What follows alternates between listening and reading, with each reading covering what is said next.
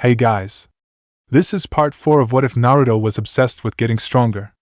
Hit like and subscribe if you like this one, and also please check the author in the description. Let's start.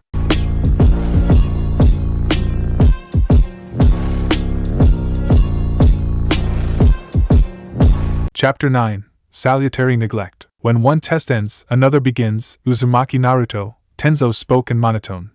You won't succeed unless you come at me with the intent to kill. Naruto spared the sentence one moment of thought, inwardly reflecting on how ludicrous the statement sounded, before reminding himself that this was a jonin.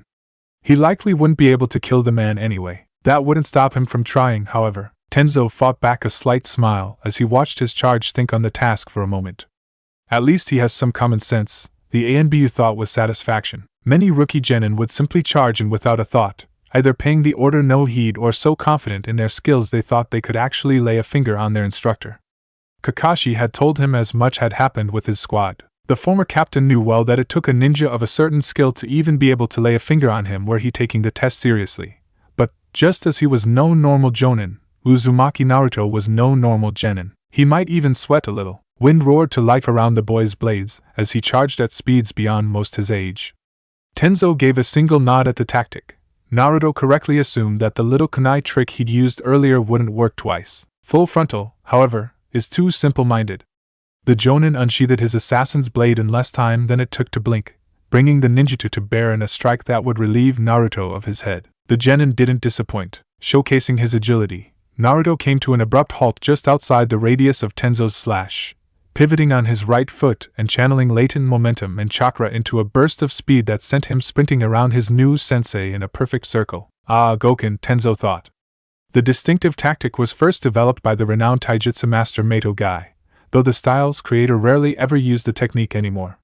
He was beyond such simple maneuvers. His students, however, the idea was to use pure speed to limit the enemy's sight, the sheer quickness causing the user of the technique to blur to an indistinguishable shape.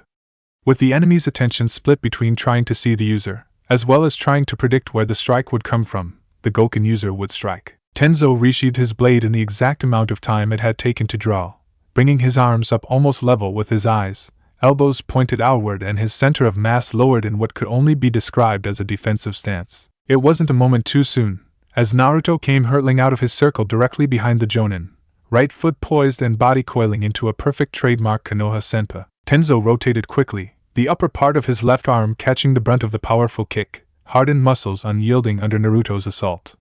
An involuntary wince escaped his emotionless demeanor. Even so, the boy kicked hard. Such a thing wasn't about to stop him, however, as he lashed out with a lightning-fast right-handed jab. Naruto just barely avoided it by leaning his head to the side, but the genin paid it no heed, striking with dual cross slashes of his knuckle knives as his wind chakra screamed. Tenzo leaned back to avoid the first, but had to duck under the second to avoid having his head sliced off. The jonin used his lowered position to ram his shoulder into Naruto, though blow lacked its normal power as Naruto had jumped backwards to right himself after his strike. It still had enough momentum to force the genin off balance, however, and Tenzo pressed his advantage, bringing his left elbow up and under Naruto's chin in a brutal strike that sent the boy reeling. Naruto recovered fast, but not fast enough to stop getting backhanded across his face by Tenzo's left hand in a continuation of the jonin's last strike. The blonde lowered himself instinctively, growling as he tasted blood in his mouth. Tenzo nearly smirked beneath his mask as the boy raised his knife-laden hands to be level with his head, unknowingly mimicking Tenzo's own taijutsu stance. Good instincts. They'll help him learn quickly, the jonin thought with praise. Chakra racing down his legs, igniting nerve endings, Naruto burst forward, knives poised to behead Tenzo once more. The masked man took a single step back to right himself in preparation, and Naruto took the opportunity to move into a fast-moving circle once more. This again? The boy should know better, the new jonin thought, somewhat disappointed but still wary. Tenzo lowered himself into his defensive stance once more in expectation. Naruto wasted no time, hurtling out of the circle in another perfect Konoha Senpu, this time to Tenzo's right. The jonin almost sighed. A quick rotation had the former ANBU captain poised for a perfect block, his left hand ready to grab the inclement kick, while the right would grasp Naruto by the neck. The tactic hadn't worked the first time. The boy had to learn never to use the same tactic twice, no matter how harsh the lesson would be. He made for the grab, only for the body of his new student to pass clean through his hands like a ghost. Bunshin! But when did he have time? Tenzo thought with alarm and a small hint of satisfaction. So the boy was smarter than that after all. An instantaneous Kawarimi carried Tenzo outside of Naruto's circle, the substitution with his Moku Bunshin seamless as reflexes born of endless high-level missions kicked in. He reappeared some 30 yards from his new student, and turned just in time to watch the blonde obliterate his Bunshin with Futon, Renkuden at point-blank range, with chipped sword skyward as Tenzo studied his student. Crafty use of ninjutsu while leaving the taijutsu as a smokescreen, good instincts, and no hesitation when it comes to landing decisive blows. He either knows that he won't touch me, or he's just taking this test far more seriously than I had thought. The Jonin wasn't quite sure which option was running through Naruto's head, but he didn't much care. Both would serve his purposes here. Time for a bit of pressure. Both Yugogo and Kakashi said he needed to exercise his sadistic side a bit more. This would be a perfect opportunity. Naruto glanced through the haze of wood chips warily, mind ablaze with thought. Wood was really only used for Kawarimi by ninja, not to form clones. That this Jonin could do so hinted at a skill Naruto, like the rest of the ninja world, had thought lost with the Shodai Hokage. Could it be? He thought with uncertainty. Already, this new sensei of his was proving formidable in many ways. His mind was saved from having to try to answer the myriad of questions surrounding the Jonin when the still floating wood chips in front of him morphed into sharpened blades resembling kunai. Blue eyes widened almost comically as Naruto realized how trapped he was.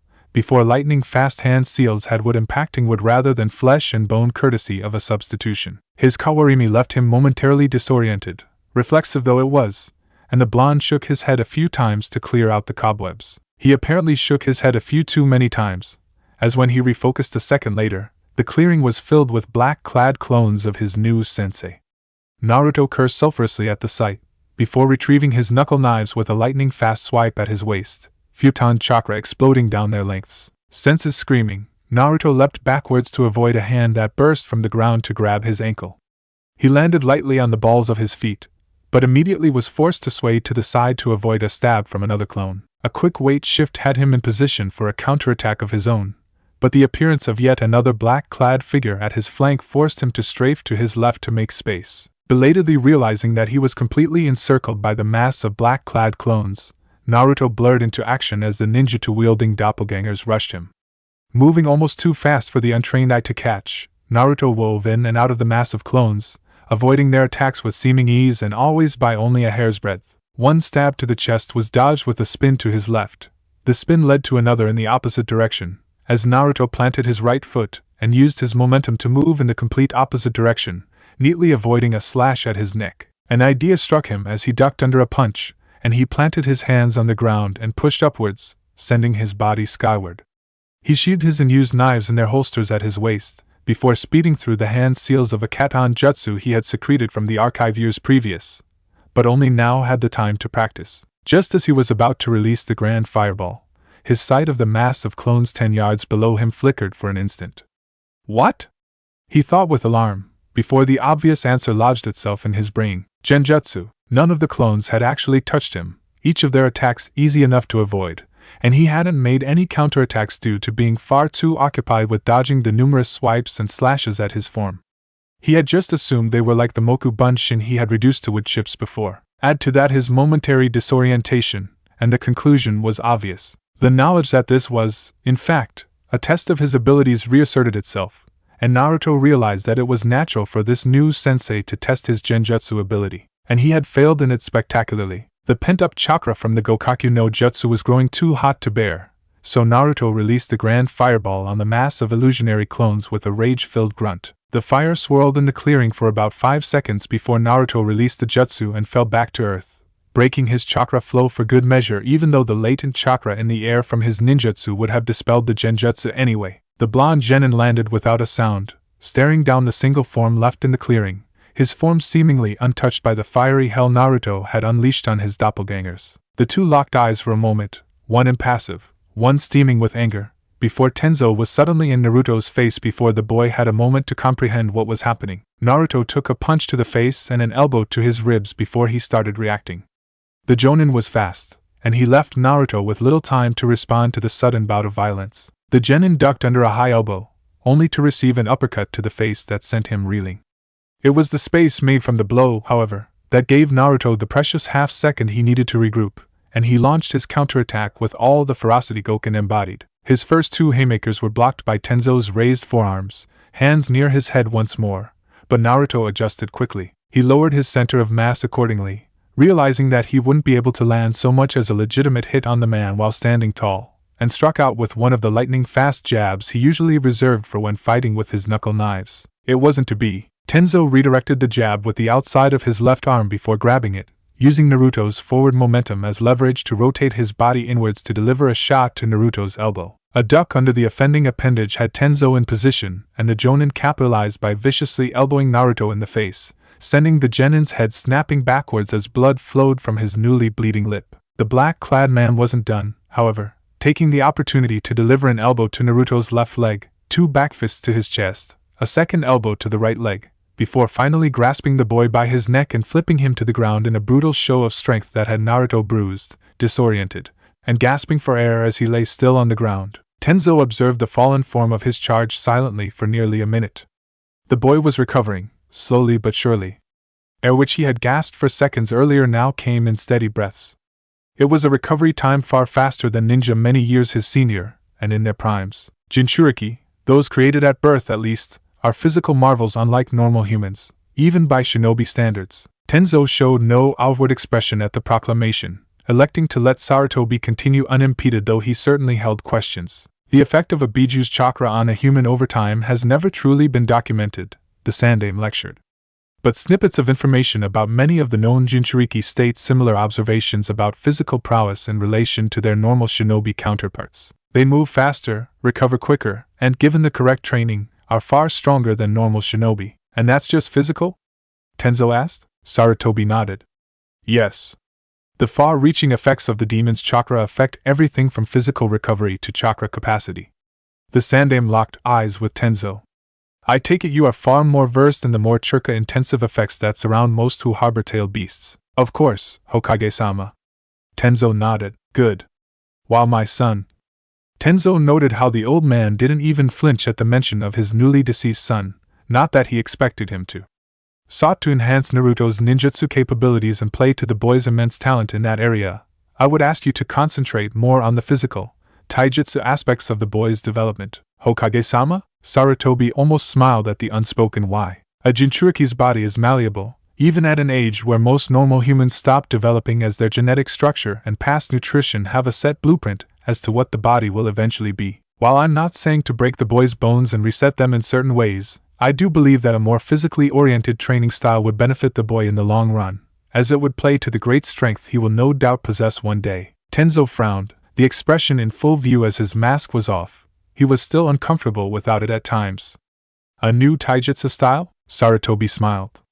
The captain was quick like that. Along with his stellar record and unorthodox abilities, the sharp mind of a trained commander was why Sarutobi had chosen him for this job. Indeed. While Guy certainly did Naruto a favor in taking him under his wing, his Goken style is far too rigid for one not fully devoted to taijutsu. The smile morphed into a grin of satisfaction.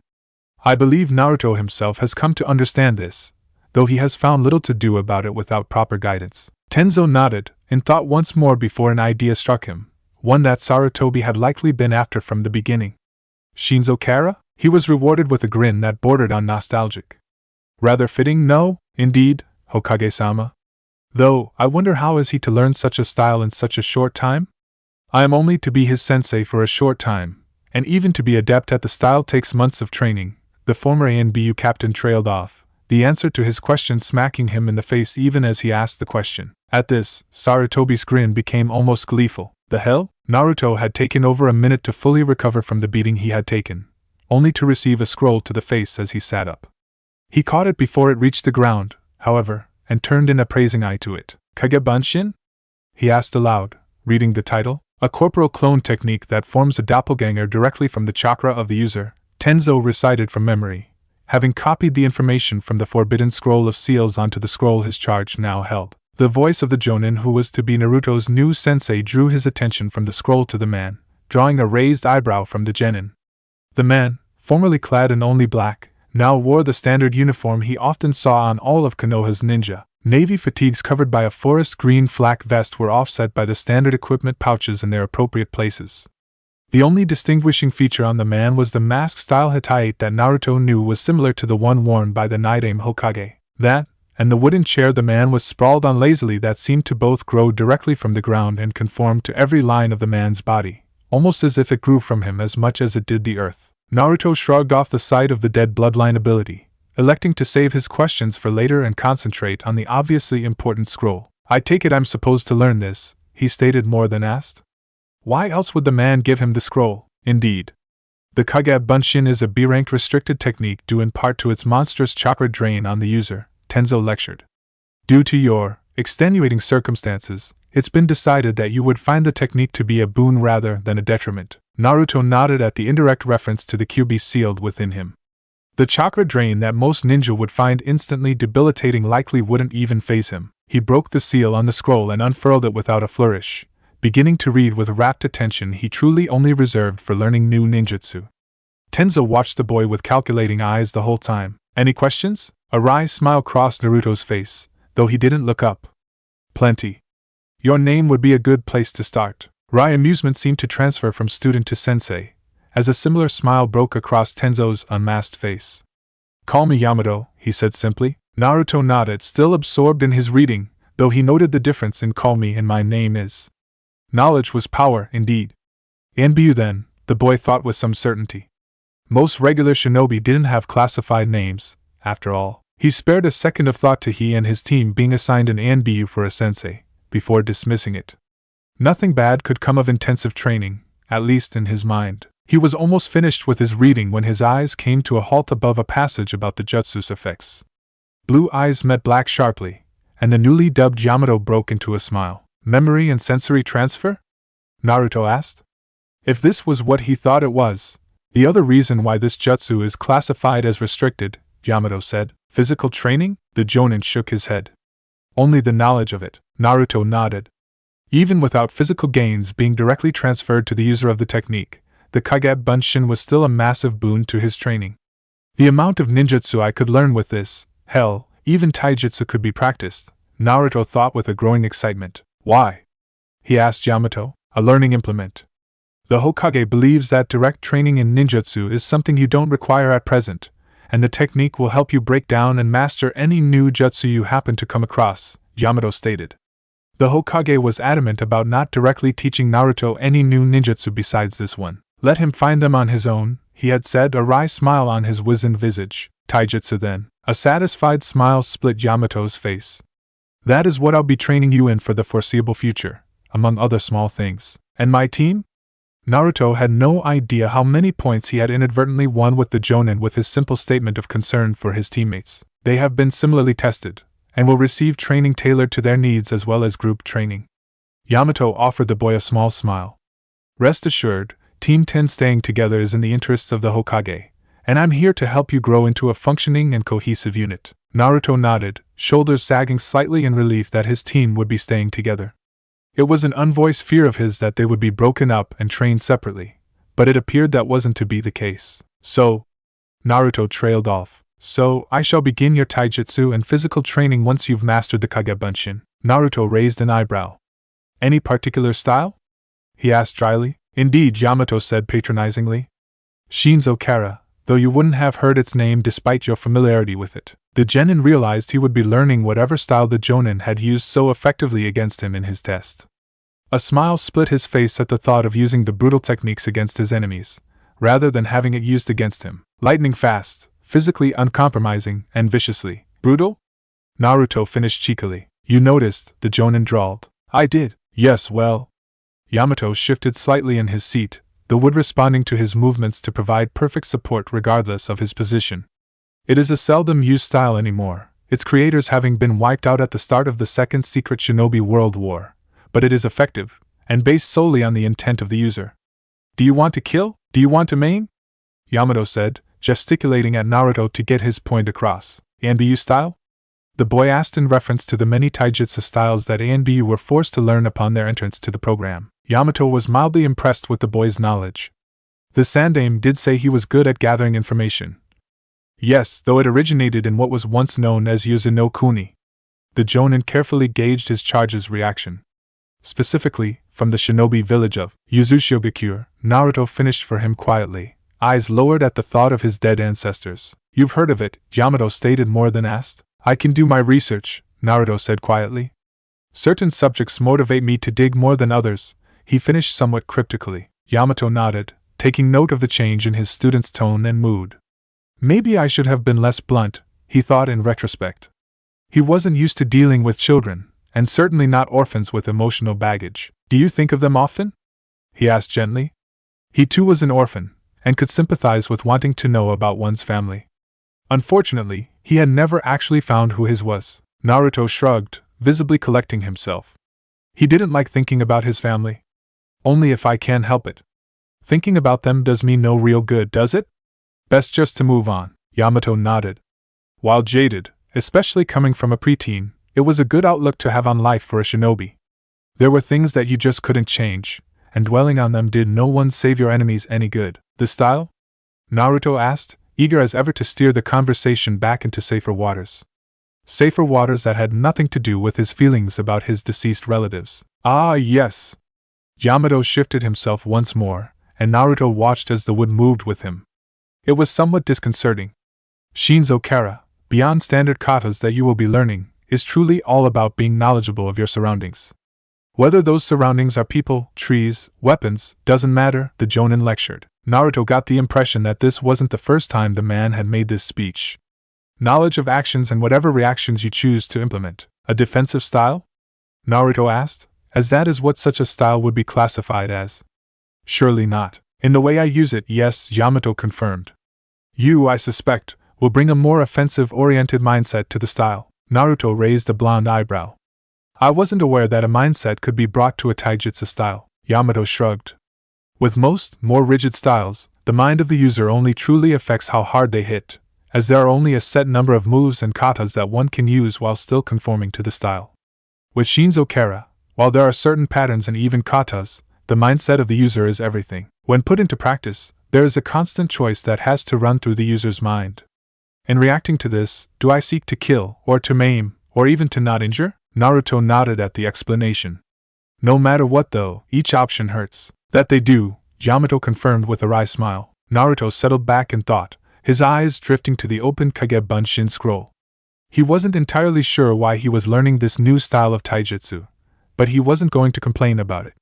As much as he was comfortable with Goken, it was far too rigid for someone who wasn't completely devoted to taijutsu. He would never be so one-dimensional, at least not by choice. He had been in the beginning stages of trying to create his own taijutsu style, one far less rigid than Goken, but only the heavens knew when that might have actually happened, let alone if it would have happened. And now he had this dropping neatly into his lap, with a B-ranked clone technique that would help him everywhere thrown in as a party favor. At this point, from the viewpoint of a shinobi in training, things couldn't be better. It hardly counted as a consolation prize after losing Asuma, but it would help him move forward in the long run. So when do I start learning this stuff? He asked Yamato. A raised eyebrow met his query.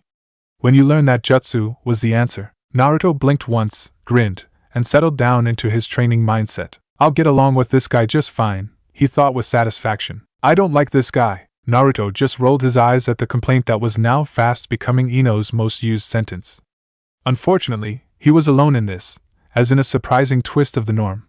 Kiba was fully backing up her claims of hating their new sensei. He really didn't see what the problem was. He voiced as much, and promptly winced at the openly hostile looks his team sent him.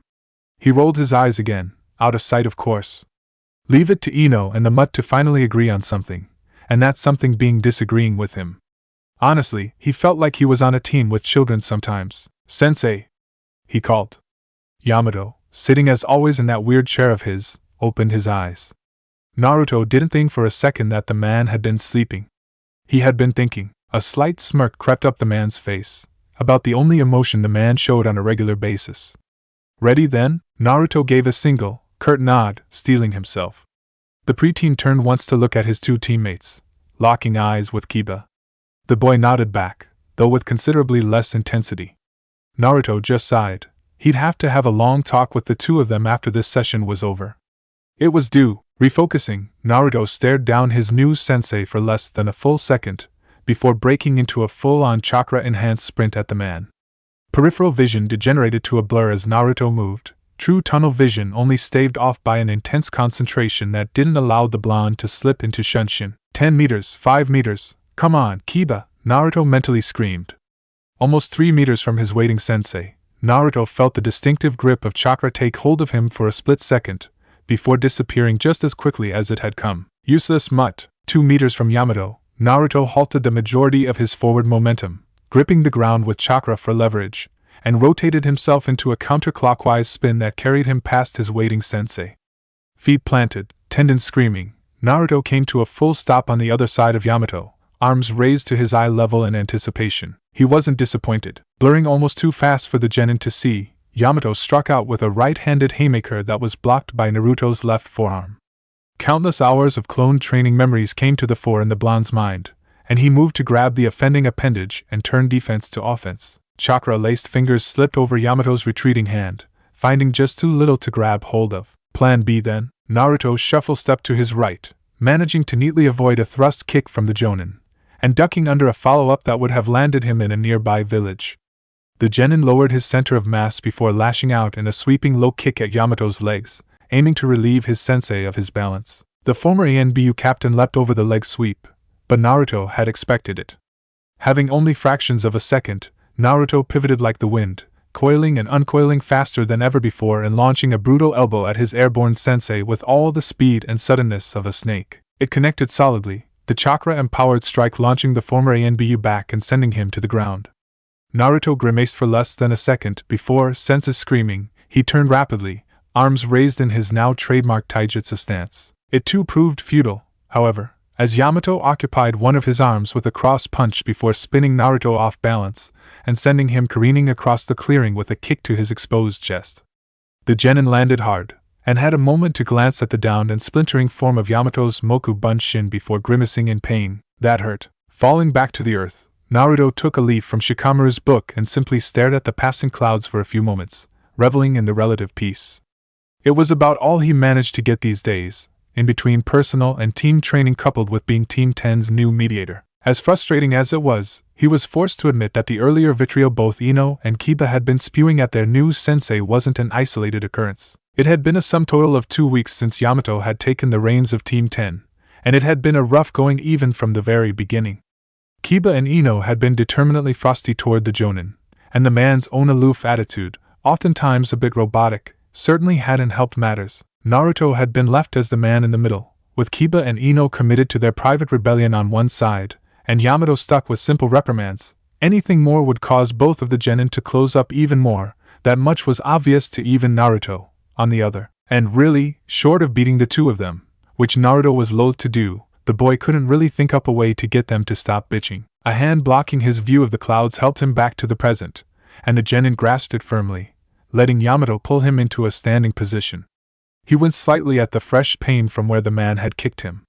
Now more than ever was he glad for the healing capabilities of the demon fox inside him. Without them, he would have been a bloody mess on the ground, given the number of times both Kiba and Ino had managed to screw up their current exercise. Quite simply, they were instructed to kawarimi with him as he moved in on his opponent, Yamato in this case, in order to sow confusion and take advantage of opportunities created by the first person. It was one of the many teamwork exercises that Yamato had brought to Team 10, and unfortunately, wasn't being handled well by 2/3 of the team. The only good thing coming out of it was Naruto getting some taijutsu practice against someone other than his clones. The proffered hand disappeared just as suddenly as it had come, and Naruto watched yet another bunshin of his new sensei fade. Blue eyes found the real man lecturing both Kiba and Ino back where Naruto had started his charge. The concentration is the most crucial part, and it is what you're currently lacking, Yamato said, his tone stern. You've been familiar with the jutsu for years now, so the only thing holding yourself back is your mind. Ino and Kiba both looked less than happy with the criticism, but only Ino spoke. We're not rookies, sensei. We know how the jutsu works. Naruto winced hard.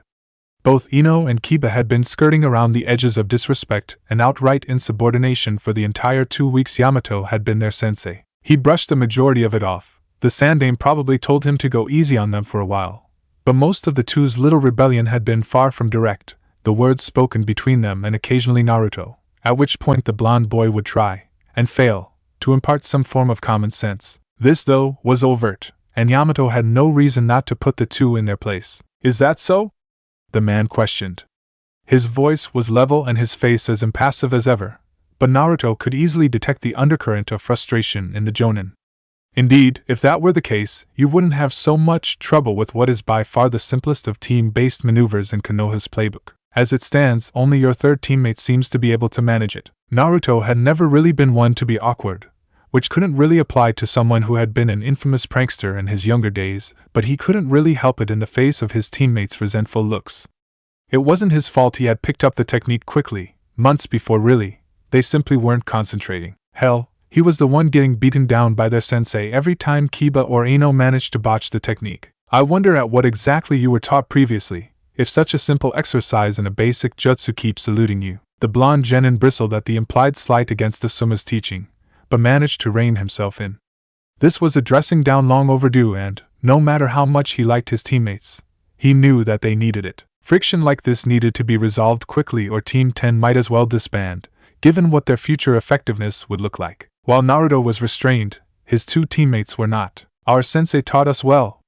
Kiba all but screamed, Akamaru adding his own commentary in response to his partner's emotions. Then prove it, Yamato said flatly and so quickly that Naruto almost was forced to crack a smile at trap he had set for Kiba and Ino, though it certainly applied to him as well.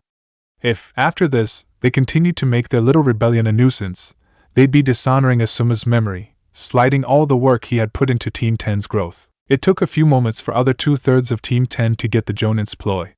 They didn't seem all that happy about it, Naruto noted. Yamato sighed, the first real show of emotion the man let slip for the whole day. Naruto noticed that the man became less robotic as the day wore on.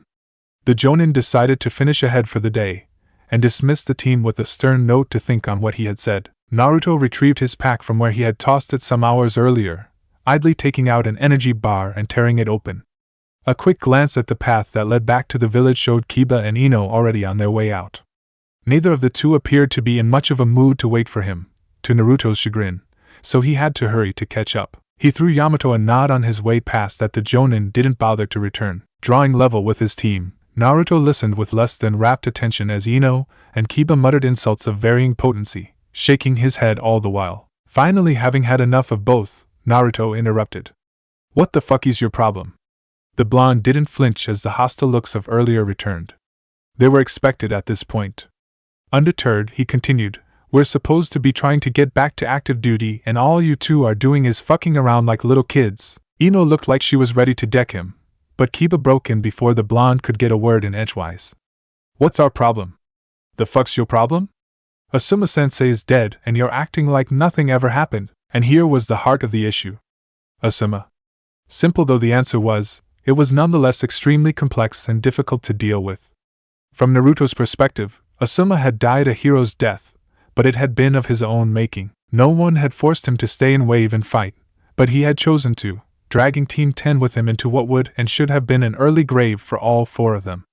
As much as Naruto would miss the man who had become such a large part of his life, he had to move on. Ino and Kiba had no such thoughts, and only saw the hero's death their sensei had died, leaving them to pick up the pieces. Naruto sighed. Yes, he's dead, and I've moved on. Shit doesn't stop happening just because someone dies, and I'm not gonna be stuck flat-footed when it does. Kiba snorted and turned away, but Ino picked up the slack for him. He's been dead for a month, and you're already making it seem like he never existed. He was our sensei, not some tool you can throw away. The girl finished, pausing for a moment in the middle to find the right words. I know that. Do you? Because it looks like you're having a hard time showing it. But that's not the point. Naruto shouted over Ino's interruption, finally coming to halt with the village in sight just down the path. Yes, he was our sensei. No, he wasn't just some tool. But that doesn't change the fact that he's dead, and he would want us to move on. Getting petty about what Yamato tells us to do isn't about to bring him back. So that's it then? You think you know best, so you just go along with what this asshole of replacement says? Naruto had been emotional as a child. From irrational bouts of anger to distasteful pranks on the general populace, the boy had been one of the most openly expressive ninjas in training Konoha had ever seen. Those same emotions had been mostly bottled up in the years following his late-night encounter with Uchiha Itachi, forced aside in favor of a more reserved and calculating persona that was necessary to become a ninja that would ever stand a chance against an organization of mysterious shinobi. But that didn't mean he didn't have those same emotions anymore. People had once been wary of Naruto for more reasons than just his talent. They said he had a temper. Those people were right, and Naruto wasn't one for what he saw as blatant stupidity in the face of a serious situation. Yeah, I am, because the guy knows what the fuck he's talking about. You're making it seem like Sensei's death was some tragic accident. Well, I've got news for you too. Asuma chose his death. He made a decision that the mission was more important than his and our lives, and paid for it. I'm not about to let the same thing happen to us. Any of us, he added for emphasis, blazing blue eyes boring into the faces of his teammates. Just because you're scared doesn't give you the right to act like nothing happened. Kiba broke in, fully regrouped as Ino sputtered from the slight against Asuma's judgment. I'm not. Shit happened and I'm trying to stop it from happening again. I'm trying to get stronger. You two fucking around, acting like a couple of spoiled brats back in the academy, puts all of us at risk. What happens next time round, and there will be a next time, when shit hits the fan, huh? When the chips are on the fucking table and there's no one there to bail us out? I'll tell you what happens, we die. I'm not about to let that happen, and if that means that I have listened to a guy who's being put in as a replacement for Asuma, and an experienced jonin at that, so be it. Looking back, he shouldn't have expected to have much of an effect on two people as emotional as Kiba and Ino. Either of them was particularly rational on their best days, nor were they objective on this matter in the slightest. You're a cold bastard, you know that, Naruto? Kiba growled. And you're too idiotic to see reason, Kiba, both of you. I'll live with being cold so long as it keeps people alive. For a moment it looked as if the dog ninja was about to throttle Naruto, who would have welcomed it at this point, but instead did the smartest thing he could and stormed off down the path to the village. Ino followed him without hesitation shortly afterward, but not before tossing Naruto a glare that tried to burn a hole in his face, blonde hair whipping about in the wind. Naruto was left on his own in their wake, standing at the entrance to one of Konoha's many dense, outlying woodlands. Frustration bubbled up in him for a moment before he spun abruptly, channeling chakra into a punch that shattered the trunk of a tree. The sapling tumbled to the ground with a crash as Naruto followed the rapidly disappearing forms of his teammates with his eyes, shaking his head all the while. They would learn he was right.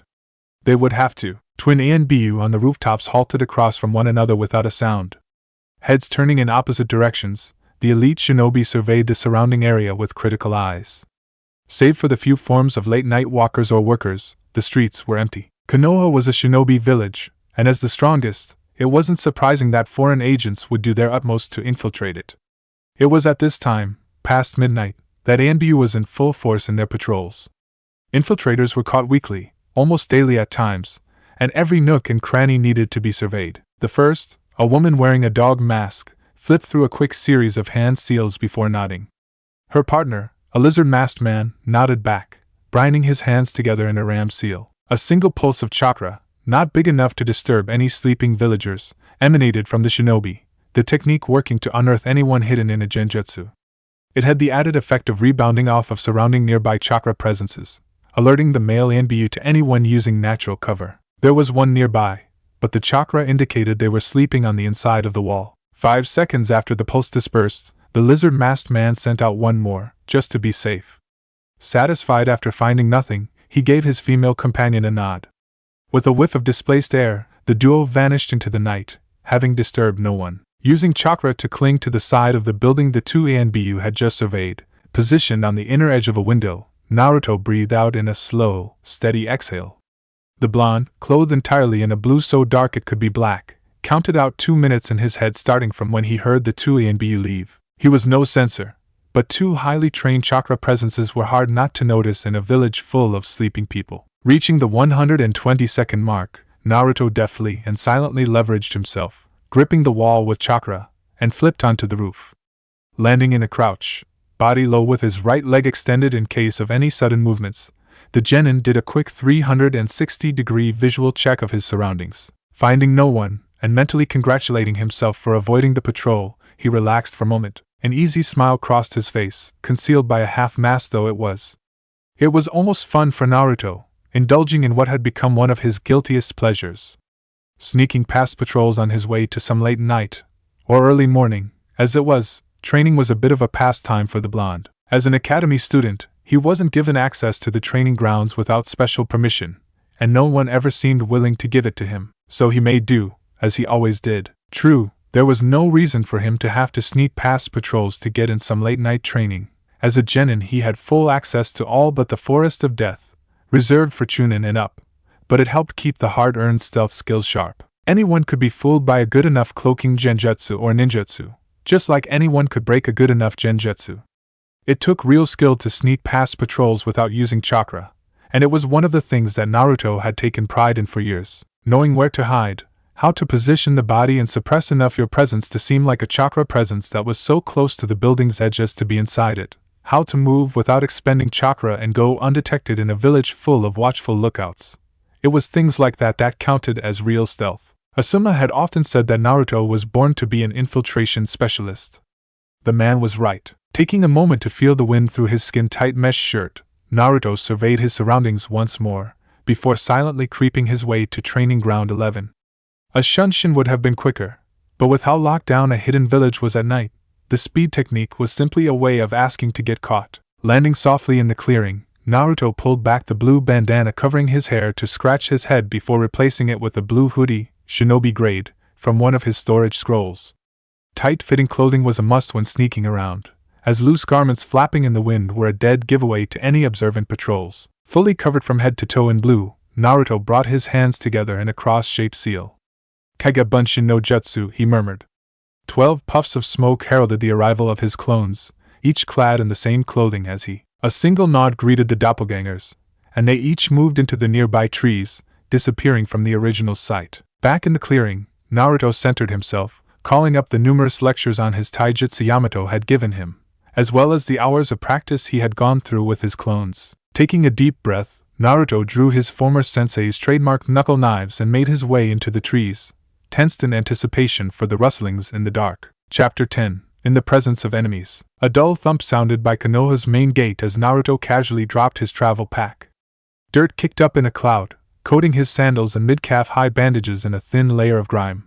He didn't much care as he lowered himself to the ground, leaning his head back against the hardwood of the massive gate, and closed his eyes and thought. Meet at the north gate at 9 o'clock sharp, Yamato had said.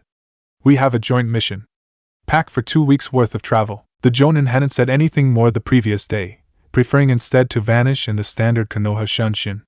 Naruto had shaken his head in light frustration, while Kiba and Ino had walked off in their almost daily huff, not bothering to wait for the Jinchuriki. Such had become the habit of Team 10. Ever since the argument between him and his team, the less mature members in his opinion, both Kiba and Ino had taken to ostracizing him as much as they could. They had decided that not speaking to him for the most part, and leaving practice without him were their best courses of action. Avoiding him outside of team training was easy, and Naruto didn't do too much to bridge the gap, but missions were more difficult. While Yamato had decided, rather wisely, that a C-rank mission outside of the village with the team in such a state would be an altogether bad idea, D-rank missions were far from off limits, whereas before the chores had simply been tedious and annoying. Now, given the relative tension, they were the mother of all awkwardness for the 12-year-old blonde. Neither of his two teammates talked to him beyond the bare minimum necessary to complete the assigned tasks, and the two left him to do his work on his own. Naruto had taken to using his new clones. The Kage Bunshin was rapidly becoming his favorite technique, to get his assigned work done. Fast and easy, Naruto had to wonder how he had ever managed to get D-ranked missions done without the aid of his clones. Of course, Yamato wasn't about to just let him leave after doing his own work, often making the blonde help out his teammates. Ostensibly, it was for the benefit of the team, and the man was looking to rebuild some of the team dynamic Team 10 had possessed before Asuma had died. It didn't work all that well. Rather than building teamwork between the members, the D-ranked missions, specifically Naruto's new and easy way of doing the chores, only served to irritate Kiba and Ino further. Naruto felt like he was on a team with 10-year-olds, rather than the mature ninjas they were supposed to be. Admittedly, Yamato could have done more to build camaraderie between the three pubescent 12-year-olds, but Naruto felt he either couldn't or didn't bother trying. The genin suspected the former. Being in ANBU, something Naruto was nearly sure that his new sensei had been, didn't exactly promote strong, tight-knit relationships and emotional bonding. Good sensei from a technical standpoint Yamato was, but he wasn't a nurturer by any means. More than ever, Naruto found himself missing the easygoing and fairly transparent nature that Asuma had projected, if for nothing else than to resolve the growing chasm between him and his teammates. Conversely, Yamato was as reserved as any person Naruto had ever met, including Sasuke. His somewhat withdrawn nature didn't endear him to Ino or Kiba, despite his effectiveness as a teacher during their team sessions. While Naruto certainly couldn't claim to be friends with the man, something he could have said with ease about his first sensei, they had a strong working relationship. When Yamato lectured, Naruto listened. When Naruto raised questions, Yamato answered them. They got along as well as any two people in a workplace could. It was clean-cut, efficient, and sterile, filled with none of the easygoing cheer and near-familial bond Naruto had shared with Asuma.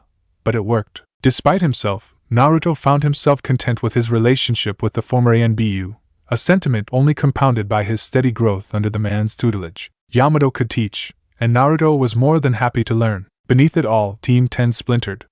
Kiba and Ino would have their petty vendetta while Naruto waited, with growing impatience, for the two see just how stupid they were being. Sometimes he wondered if it wouldn't be better if they just went their separate ways. The emergence of familiar chakra presences accompanied muted footsteps, drawing Naruto from his reverie. Blue eyes drifted open lazily and Naruto half-turned to see Team 8 walking toward him leisurely. "Ohio, Naruto." "Nice look." "New?" came the familiar greeting of Akimichi Chuji, his usual snacks surprisingly absent. Hyuga Hinata and Aburaim Shino, his two teammates, trailed slightly behind the large boy, Chuji having sped up to reach his old friend. A change in his usual attire explained the boy's greeting. Over his standard green t-shirt he wore a black flak vest, similar to the standard issue green ones worn by Chunin and Jonin in Konoha, that he left unzipped. "Lo, Chuji," was all the blonde said in response, not in the mood for much small talk. Naruto stood fluidly, like the shinobi he was, to greet his old running buddy from the academy. Reaching forward, he grasped his friend's forearm in a standard, customary Akimichi greeting. A smile that was a cross between a grimace and a wince broke across his face as Chuji returned the grip. Tubby bastard always was strong, he thought somewhat fondly, recalling many such greetings. "How's it going? Can't complain, I guess." "You," the blonde shrugged, some of his earlier thoughts returning in spite of Chuji's perpetual cheer. "Good and bad. Learning to just roll with it, I suppose." The smile on the large boy's face dimmed somewhat, no doubt thinking that Naruto was speaking of dealing with Asuma's death. He was, in a way, but certainly not in the way the Akimichi thought. That didn't even begin to cover the rest of the shitstorm of information he was currently dealing with. "How's that going?" Chuji asked sympathetically. Naruto snorted a laugh. "It's going," was all he said. Chuji nodded his acceptance, and Naruto moved past him to greet Shino and Hinata. "Good to see you, Shino, Hinata. It's been a while." Shino nodded briskly, as was his way, while Hinata flushed and averted her eyes to the ground, silently pressing her fingers together as was her way. "Indeed, Naruto-san. My condolences for the loss of your sensei. Ayano, it is good to see you as well, Naruto-kun." Naruto nodded at the respective greetings, quietly thanking Shino for his sympathy, before moving on to other topics, trying and failing to distract himself. "So, you guys have any idea what, exactly, we're gonna be doing on this mission?" Yamato-sensei wasn't specific. It was Shino who answered. Kurenai-sensei spoke of a search and retrieval mission to the country of rice fields. Increased bandit activity in the area of interest is why additional manpower was requested in the form of an additional genin squad. Naruto nodded as Shino spoke, digesting the dry, yet informative details. "Great," he said dryly, far from enthralled. "What are we retrieving?" "An information packet being delivered by the daimyo of Ricefields men, as per the treaty between our countries." The near-melodious voice of Yuhi Kurenai sounded from behind her genin, causing Chuji and Hinata to jump in surprise. Shino was unaffected, simply turning at the sound of her voice, while Naruto had seen her approach over the heads of Team 8. Two blonde eyebrows rose at the statement. "Isn't that something handled by Chunin and Jonin?" Genin didn't get slotted into missions where any type of sensitive information was being passed. It was too dangerous. Kurenai offered him a reassuring smile, her inky black hair blowing in the slight breeze. "The packet contains nothing sensitive, and is more of a formality to be observed than anything truly necessary." Naruto gave the Jonin a nod before quickly averting his eyes so as to not be caught staring. "You're looking well, Naruto-san." "It's good to see," the pretty Jonin offered, and Naruto flushed involuntarily at her words before giving her a quick smile. The group descended into silence as Kurenai dropped her pack next to Naruto's and moved to make small talk with the two gate guards. The sound of chips being chewed filled the air as Naruto looked about for conversation, all the while not particularly wanting to speak. It was an interesting contradiction. Just as Naruto began to tap his foot, the sound of bickering assaulted his ears, and a sardonic smile found its way to his mouth. "'Bout time you two showed," he quipped blandly, not really irritated. "You're early. We're on time," Ino offered briskly as the two greeted the members of Team 8 with considerably more cheer. "Nice to see you too," Naruto grumbled under his breath. "Yamato here yet?" Kiba grunted after obligatory etiquette had been observed. "No," Naruto returned, a scowl crossing his face as he spied Ino and Chuji in familiar and friendly conversation. He scanned the gathered group. "I'd expected he'd be here by now," the blonde trailed off, keen blue eyes finding the form of his sensei causally leaning against the outside of the gate. When did he? Blue eyes met black, and Naruto thought he spied a slight smirk pass over his sensei's face, but it was gone before he could fully make it out. Sly bastard, Naruto thought as he watched Yamato get Kurenai's attention before the two made their way to the assembled genin. "As you've been informed, this mission is a C-rank collaboration between Teams 8 and 10. Our objective is a standard information packet to be handed over to us just inside the border of the country of rice fields. I assume you've each packed for 2 weeks' worth of travel?" Yamato asked the group, though it wasn't really a question. 6 nods and a few muttered yes met his inquiry. "Move out." The sound of crashing water was all-encompassing, loud to the point of being wince-inducing. Water, brilliantly blue yet clear as the day as it reflected the sun's rays, flowed underfoot, the current unperturbed by the sandals resting atop it.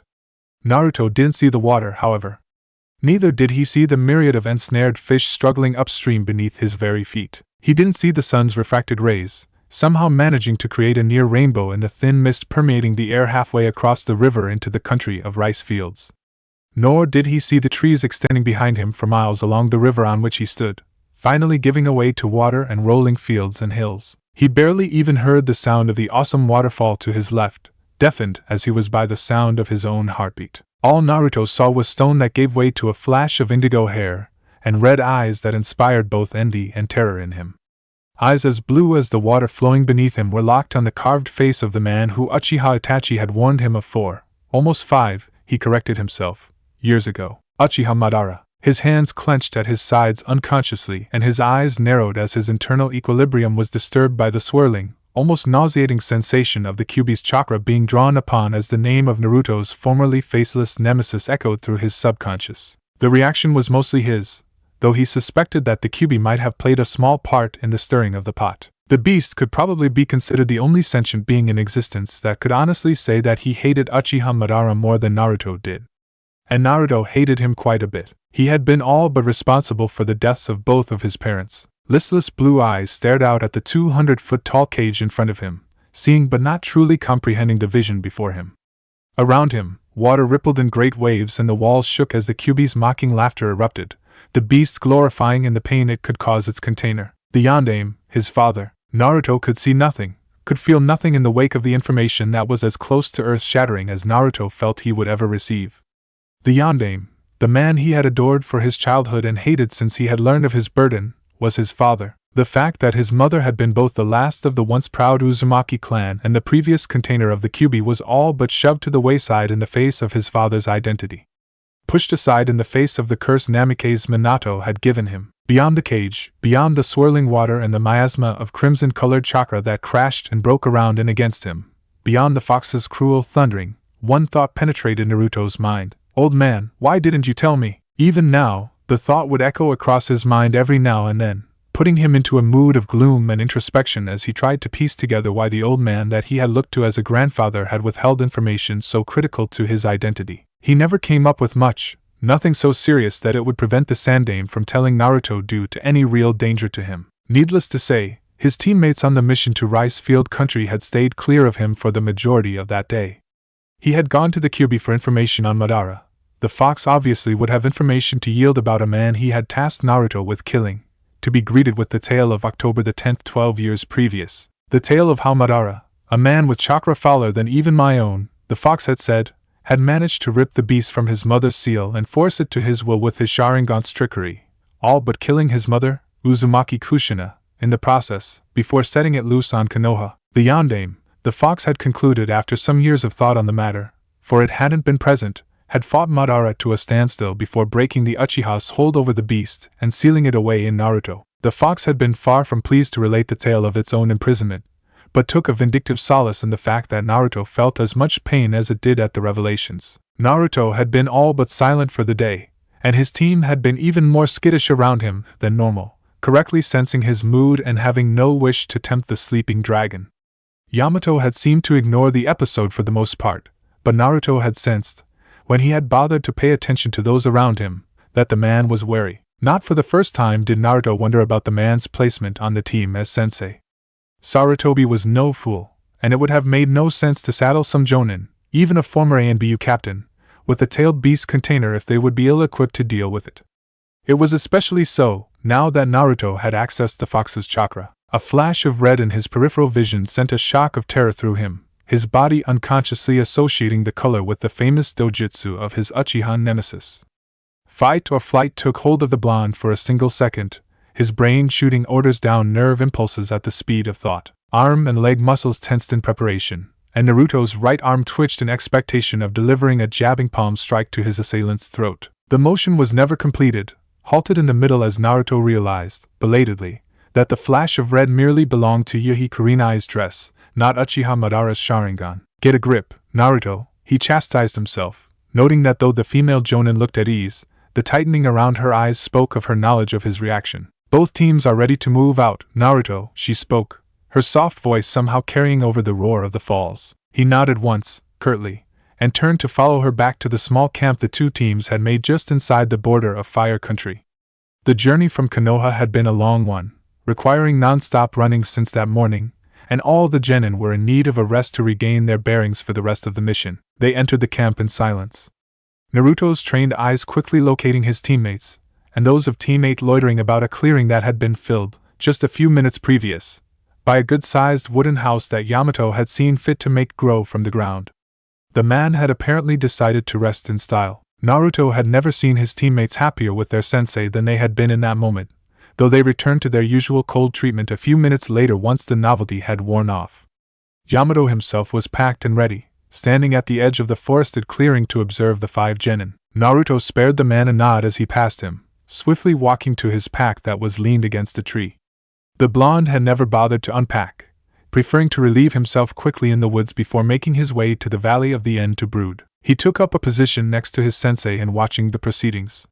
The group was ready to move in short order with little fanfare aside from a rather humorous interaction between Kiba and Shino. Just because I employ insect-based techniques, Kiba-san, Shino had patiently explained, does not make me responsible for Akamaru's flea problem. The group stood assembled before the 2 jonin in silence as Yamato addressed them. Our destination lies almost 2 hours to the northwest of here. With any luck, the packet will be delivered on time, and we can begin our journey back to Konoha immediately. The meeting's location, sensei? Naruto asked. Yamato gave him a look, and he elaborated, the briefing packet wasn't specific. Shintoshi, Yamato recited blandly. That's Fuma clan territory. Aburame Shino's quiet voice came from the back of the assembled genin. The rest of teams 8 and 10 turned as one to look at him. Naruto squinted in thought. The only Fuma clan he knew of lived in Rain Country. Yamato simply nodded without expression, but Kurenai looked pleased. Yes, it is, Shino. The Fuma clan have long been allies of Rice Field's daimyo, and have agreed to provide protection and supervision for our meeting with the daimyo's men. Naruto's eyebrows went to his hairline, but Ino beat him to the punch in asking, is that really necessary, Kurenai-sensei? Her expression was quizzical, belying the calculating mind Naruto knew she had underneath. This is only a C-ranked mission, after all. At her proclamation, Kiba stiffened, while Naruto struggled to look unaffected. His eyes unconsciously flickered to Yamato's, who was staring directly at him with an unfathomable expression in his eyes. The hair on the back of Naruto's neck stood up. Something's wrong here. The blonde barely noticed when Kurenai waved off his teammate's concern. The presence of the clan is simply ceremonial. It has been a tradition since the end of the last war for the Fuma clan to be present at the daimyo's dealings, given the close relationship the 2 entities share. Team 8 nodded as a whole, accepting their sensei's words without question. Team 10 nodded as well, though all 3 sets of eyes were locked on their sensei. A look of resignation seemed to pass through the man's black orbs for a moment, though it was gone too quickly to be sure. Good then, Kurenai said, clapping once. Shall we? she asked Yamato. The brown-haired jonin nodded once in response. Let's go! A chorus of yes, sensei! Rang out through the clearing as the genin hastened to obey, and the 6 preteens leapt into the trees, or they would have, had Naruto not taken that moment to trip over an exposed root, falling flat on his stomach in the process before he could catch himself. A round of chuckles greeted his flushed face as he rose, eyes cast downward at the tree root that had tripped him up. He tilted his head quizzically. That wasn't there before, he thought. Glancing up to the still chuckling teams, Naruto made eye contact with his sensei. A smile played about the man's lips, but it stopped a long way before touching his eyes. Naruto knew the man well enough to recognize that the jonin was all business. Are you quite ready, Naruto? Yamato asked dryly, or do you need a minute to collect yourself?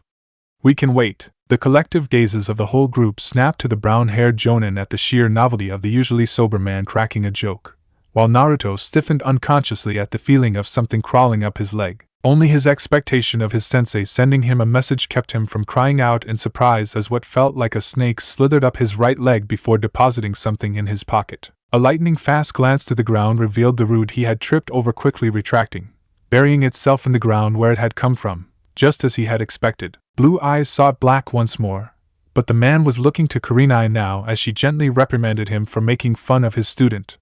The nearly hidden smile on her face belied her sincerity, however, and the former ANBU captain took his dressing down with the same bland look that he seemed to take everything else with. Kurenai hadn't noticed, eyes flickering to the 5 other faces in the squad. Naruto found nothing out of the ordinary, and the Hyuga didn't have her Byakugan engaged. Less than 3 seconds gone, a message passed, and no one knows a thing, Naruto marveled, his respect for Yamato going up a notch.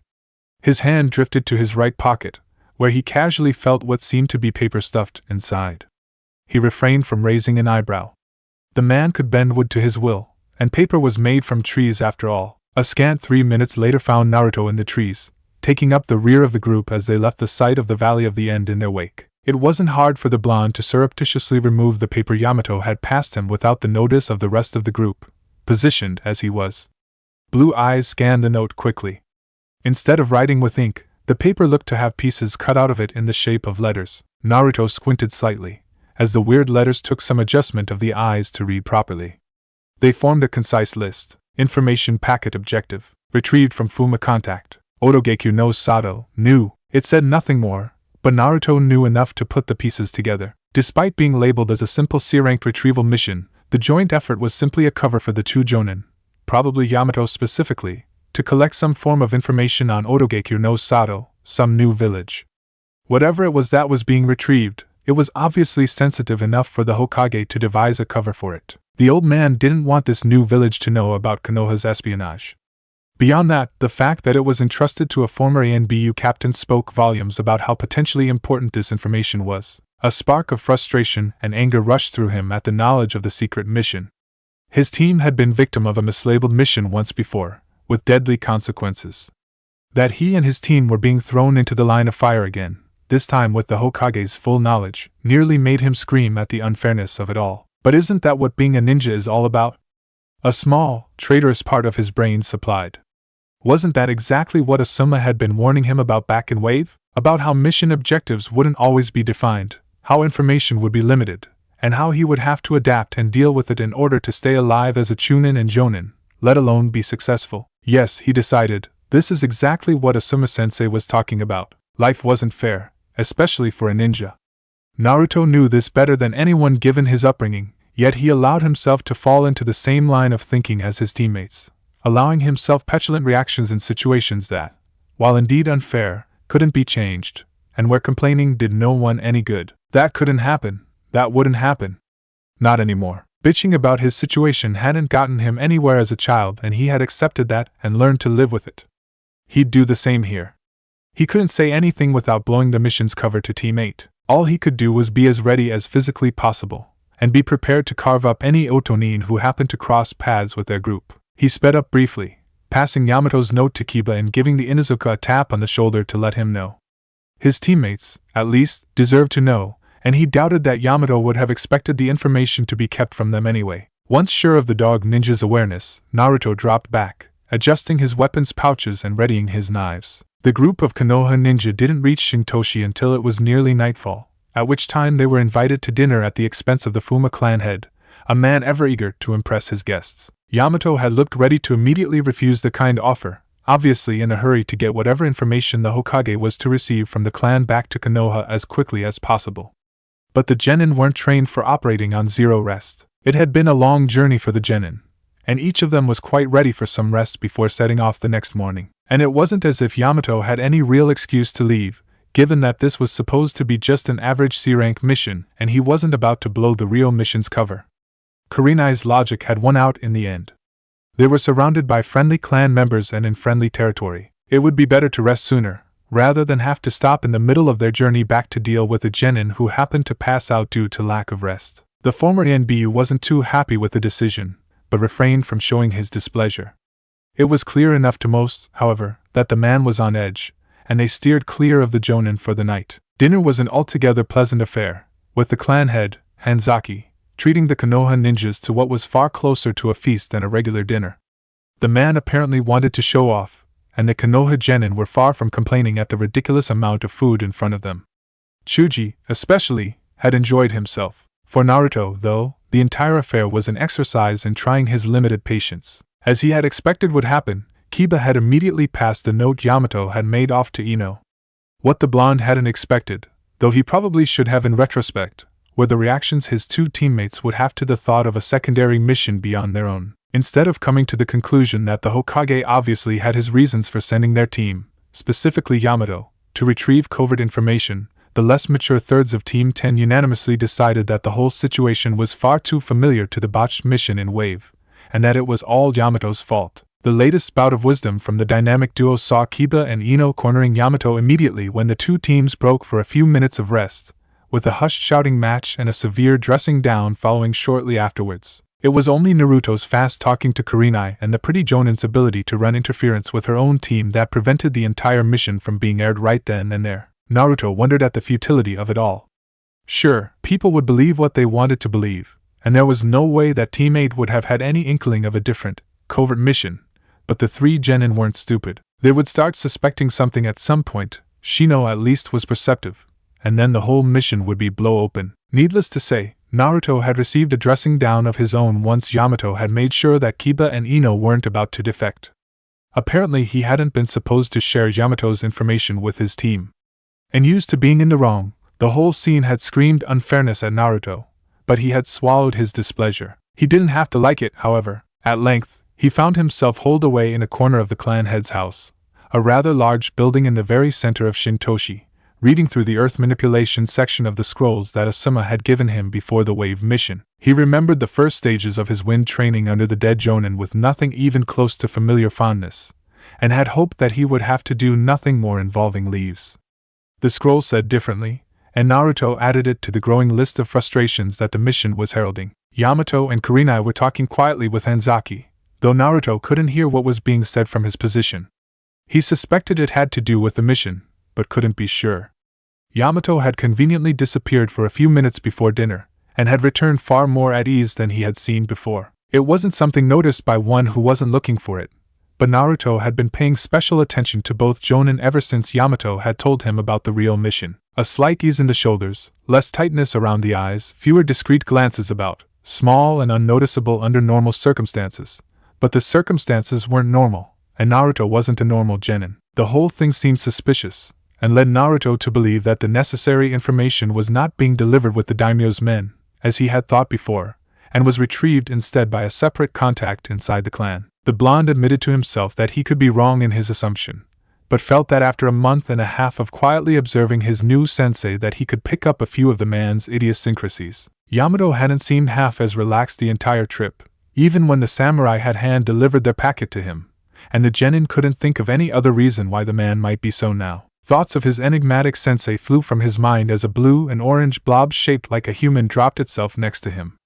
Blue eyes turned from his elemental scroll to the blob, only to realize that the blob was in fact a girl around his age, with burnt orange hair and a navy blue bodysuit. Brown eyes peeked out from a soft, rounded face curiously, staring at his scroll intently. He snapped it shut. "Can I help you?"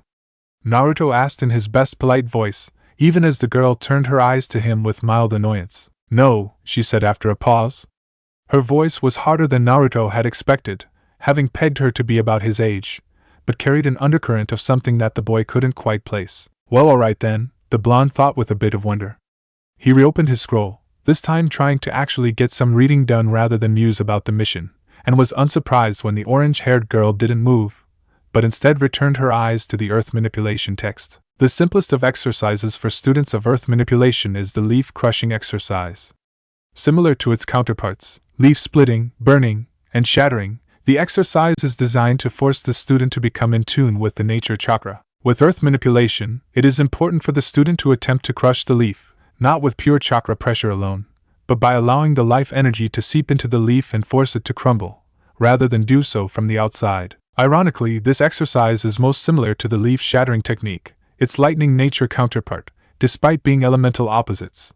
Naruto was drawn from his reading as the orange-haired girl's head drifted closer to his as he unconsciously moved the scroll to his right, further away from her.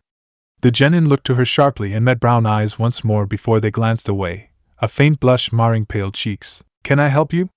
he asked once more, foregoing bluntness and ignoring the "what the hell do you want?" that was begging to be asked. He normally wouldn't have bothered, but like most boys his age, he had a soft spot for cute females who smelled nice. "You can move your scroll to the left some." The Uzumaki shrugged and obliged her. It wasn't like she was really disrupting him. She was merely curious. It was understandable, he felt, given that the Fuma clan wasn't in possession of many ninjutsu, or so he had learned. The guards at the entrance to the compound had carried bows and arrows in addition to the standard kunai and shuriken, and he knew for a fact that Hanzaki usually toted a zanbatsu on his back. The evidence pointed to a clan of shinobi far more focused on taijutsu and weapons rather than ninjutsu, something so far from the norm in Konoha that Naruto had a hard time imagining what it must have been like. "Your clan doesn't have much in the way of ninjutsu," he probed, though it was more of a statement than a question. "No." Naruto bit down on his frustration at the intransigent girl, allowing a sigh to escape his lips and nothing more. He hadn't had to deal with people refusing to talk to him for years, since he had started taking his academy time seriously, and consequently hadn't been forced to wheedle information from unwilling sources for quite some time. That didn't mean he couldn't dust off his skills, however, though they would likely need a bit of a tune-up. He doubted that the girl would react well to a combination of puppy dog eyes and incessant hollering. "Yes, I guessed as much," he began, shrugging off the one-word answer like it hadn't frustrated him in the slightest.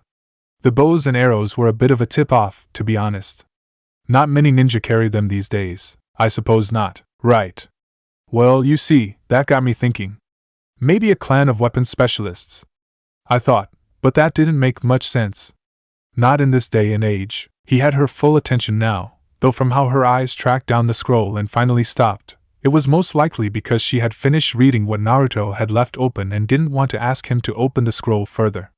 "I did some reading about the Fuma clan back home and didn't come up with much outside of Rain Country. I figure you guys must be some offshoot that happened along the way that got kicked out or something." He trailed off, ostensibly because, were he genuinely rambling, he would have just realized that he had probably just insulted every fiber of familial pride the girl possessed. She didn't disappoint. Brown eyes glared into his blue harshly, and when the girl opened her mouth her voice was just as barbed, though still quiet. "I'll thank you not to call my clan a family of bastards," she hissed. I'm so sorry," Naruto exclaimed, hands held up in surrender. "I didn't mean to insult you. I'm just curious as to why your clan doesn't seem to have much in the way of ninjutsu," he said contritely. "That's all. Maybe because we specialize in something else?" the girl asked sarcastically. "Outside of Sunagekir's puppet brigade, we're the foremost specialists in chakra threads," she said, her voice filled with pride. "And here we go," Naruto thought with satisfaction. "Really?" he questioned. He didn't have to reach far for real interest. "I'm not familiar with, how'd you call it?" "Chakra threads," the girl said, almost patiently now that she had calmed down. "It's a technique that's most used by puppet users these days to control their puppets from a distance." "But that's not what you guys do," Naruto surmised quickly. The orange-haired girl smirked. "Oh, we do," she said, gesturing to Naruto's arm. When the blonde looked down, she jerked her hand back towards herself, pulling Naruto's arm with her even though she didn't once touch it. Despite retaining all feeling in the limb, the arm moved like dead weight as it was pulled across the girl's body, Naruto not far behind as he landed in her lap with a strangled gasp. A flush crept up his neck as he righted himself after the girl, he still didn't know her name, released her technique. He noticed with some small mortification that the incident had caught the attention of the entire room. The clan head, Hanzaki, was staring at him with a single eyebrow raised, while both Yamato and Kurenai mirrored him. Chuji looked amused while Shino remained impassive.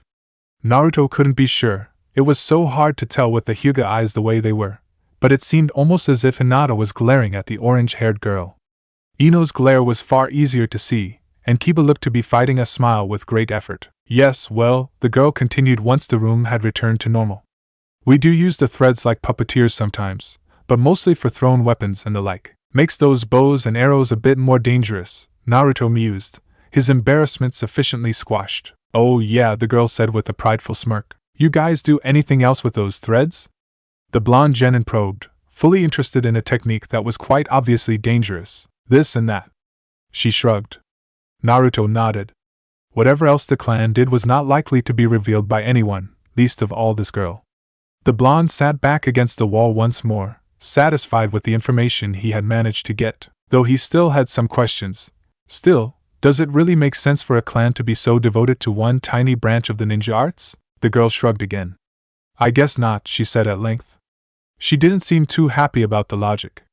We're trying to expand some, though.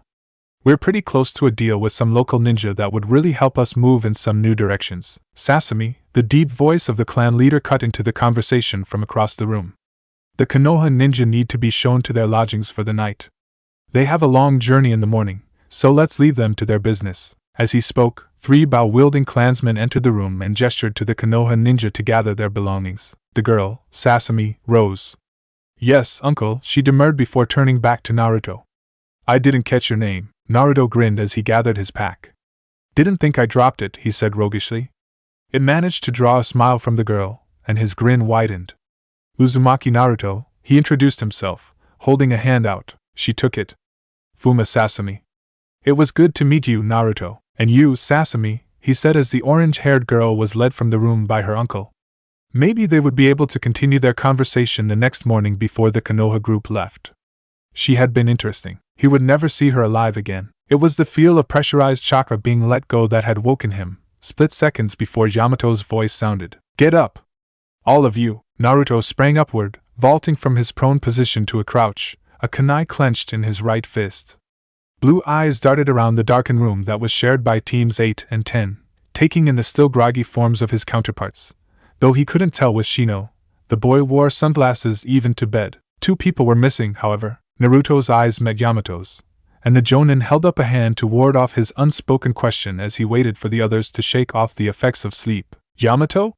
Kurenai questioned a few seconds later, after her team had shaken a bit of their grogginess away. My clone was pulling guard duty with Kiba and Ino when a cloaking genjutsu was laid over the area. It was broken, but not before my clone was dispatched. This was 57 seconds ago. Since then, I've dispatched the 2 shinobi that were most likely sent to kill us. I've also learned that Hanzaki and his immediate family have been murdered. The same is happening throughout the entire clan compound. This is a purge, the Jonin finished monotonously. What are we supposed to do? Chuji exclaimed in a panic. All 3 Team 8 genin looked terrified out of their wits, even Shino. Naruto felt he probably didn't look much different. Quiet, Chuji! Kurenai ordered, silencing her whole team. She turned to Yamato. Well, take your team and Naruto directly out of the town and lead them to the border. I will track down Ino and Kiba. It went unspoken that both groups would have to fight their way out. Sensei Naruto began. Naruto, this is not the time for a discussion. You will follow Kurenai's lead with Team 8 to the border. No exceptions. The former ANBU captain stared down his best student with emotionless eyes as he passed a small scroll to Kurenai. Naruto's eyes hardened and he nodded once, curtly. The former ANBU captain was in charge here, and he would follow his lead. He opened his mouth to reply, but the man was already gone, having wasted too much time briefing the group already. Kiba and Ino might have already been killed. Get a hold of yourself, Naruto, he screamed mentally. Fatalistic thoughts never helped anyone, especially not in these types of situations. Gear up, Kurenai was saying. But pack nothing besides the essentials. This is a mad dash, so we can't have anything slowing us down. But what about Yamato's sensei? Hinata stuttered. Yamato is former ANBU. He can take care of himself, Hinata, the red-eyed Jonin said gently, soothing the nearly hysterical girl. I'll need you at your best right now, Hinata. We need to be able to see what's around us. Can you do that? Some distant part of Naruto's mind marveled at how calm the pretty Jonin was in this situation, but most of him was itching to get the hell out of Dodge. He had gathered his essentials precious seconds before, and his right foot tapped incessantly with impatience even as he gripped his twin knuckle knives.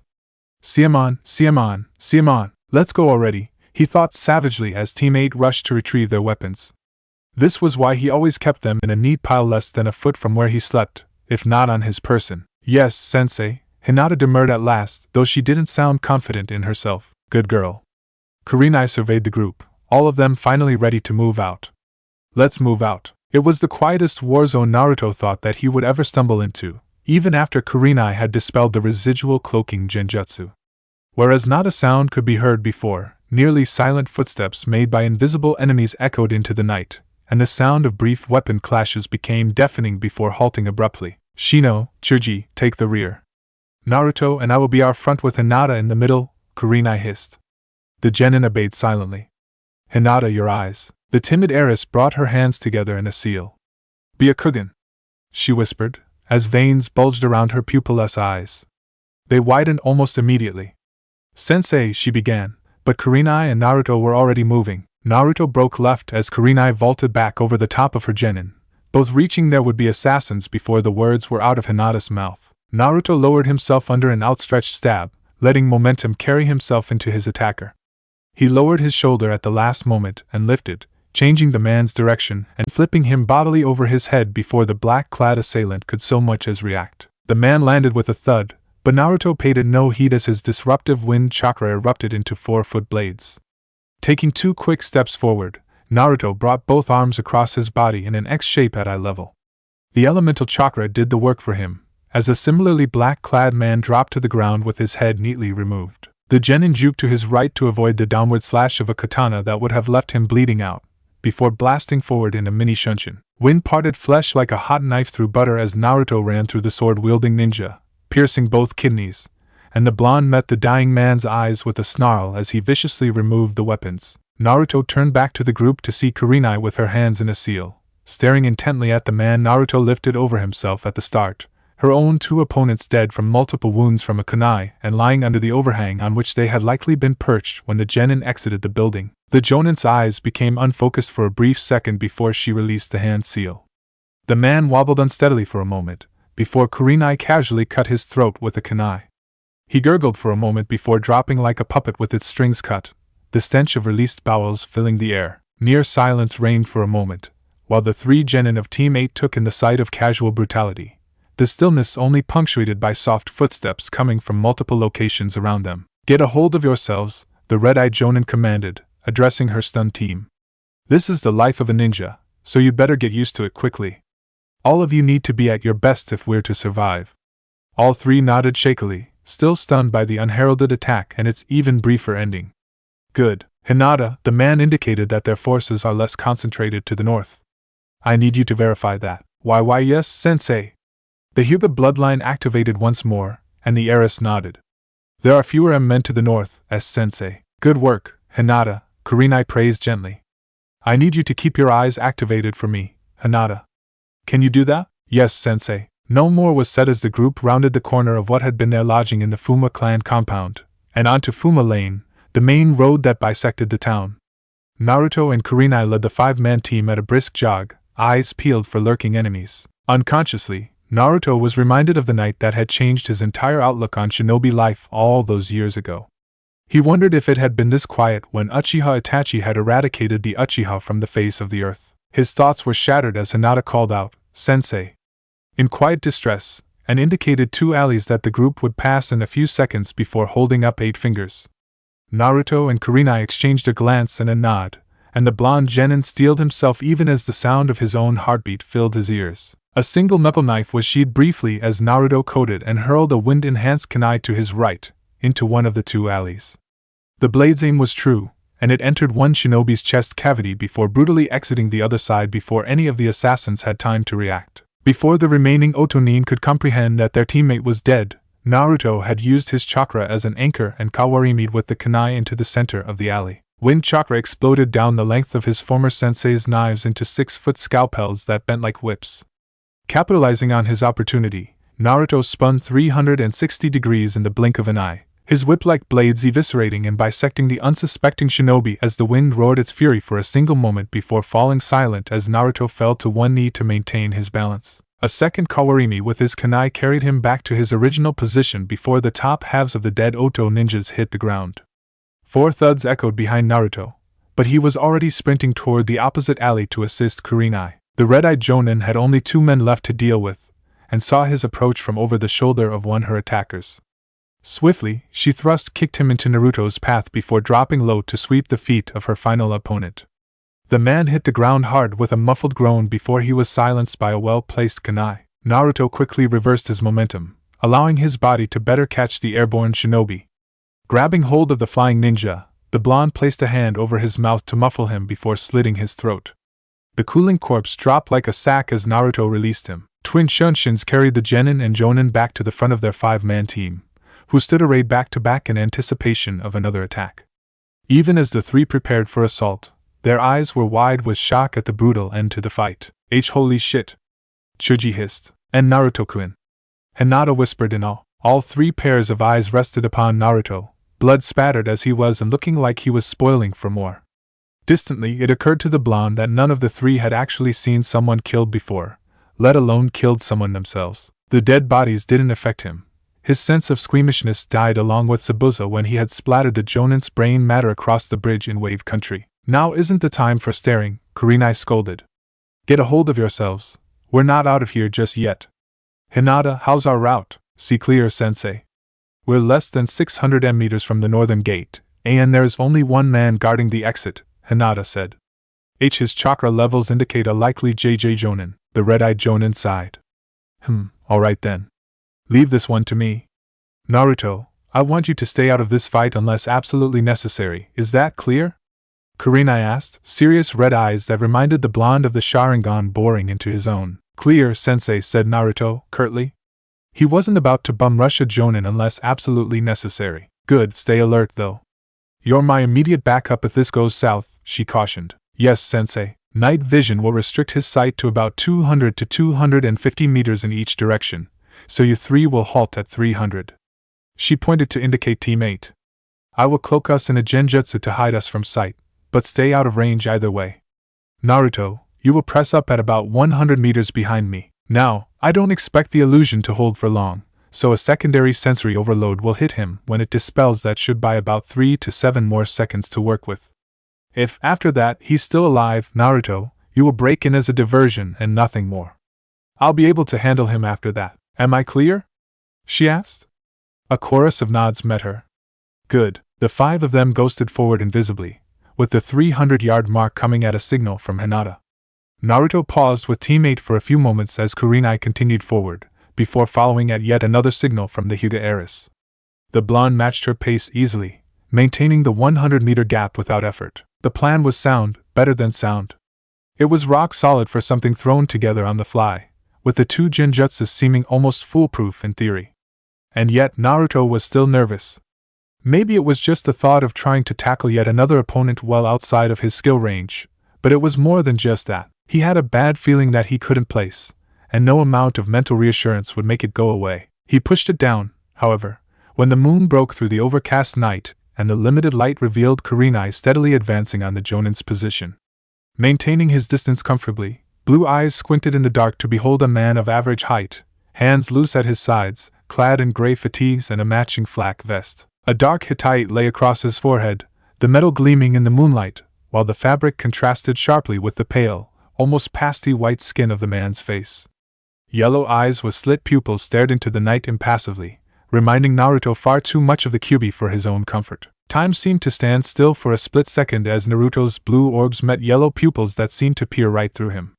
The man's lips twitched, and Naruto suddenly knew what was about to happen an instant before it did. The blonde genin's mouth opened in a warning that was far too late. At the same time Kurenai lunged at the still motionless Jonin, kunai in position to eviscerate the sentry. Chakra rushed to Naruto's legs and exploded outward in the most overpowered shunshin of his young life as the telltale feeling of an egg being broken over his head heralded the immediate collapse of Kurenai's illusion. Naruto moved faster than he ever had before, his speed eating away at the 100-meter gap in hundredths of seconds, but he was still 20 meters away when the Jonin struck. As fast as a snake, one fist met Kurenai's neck before the Konoha Kunoichi had a chance to comprehend that her illusion had failed, before the man's other hand divested her of her kunai and buried it in her stomach in one smooth motion. A look of pure, unadulterated boredom flitted across the Jonin's face as Kurenai's lips parted in a silent "oh," and a thrust kick to her breast sent her speeding towards Naruto. The blonde hopped lightly, intercepting Kurenai's flight path and catching her with a hard exhale.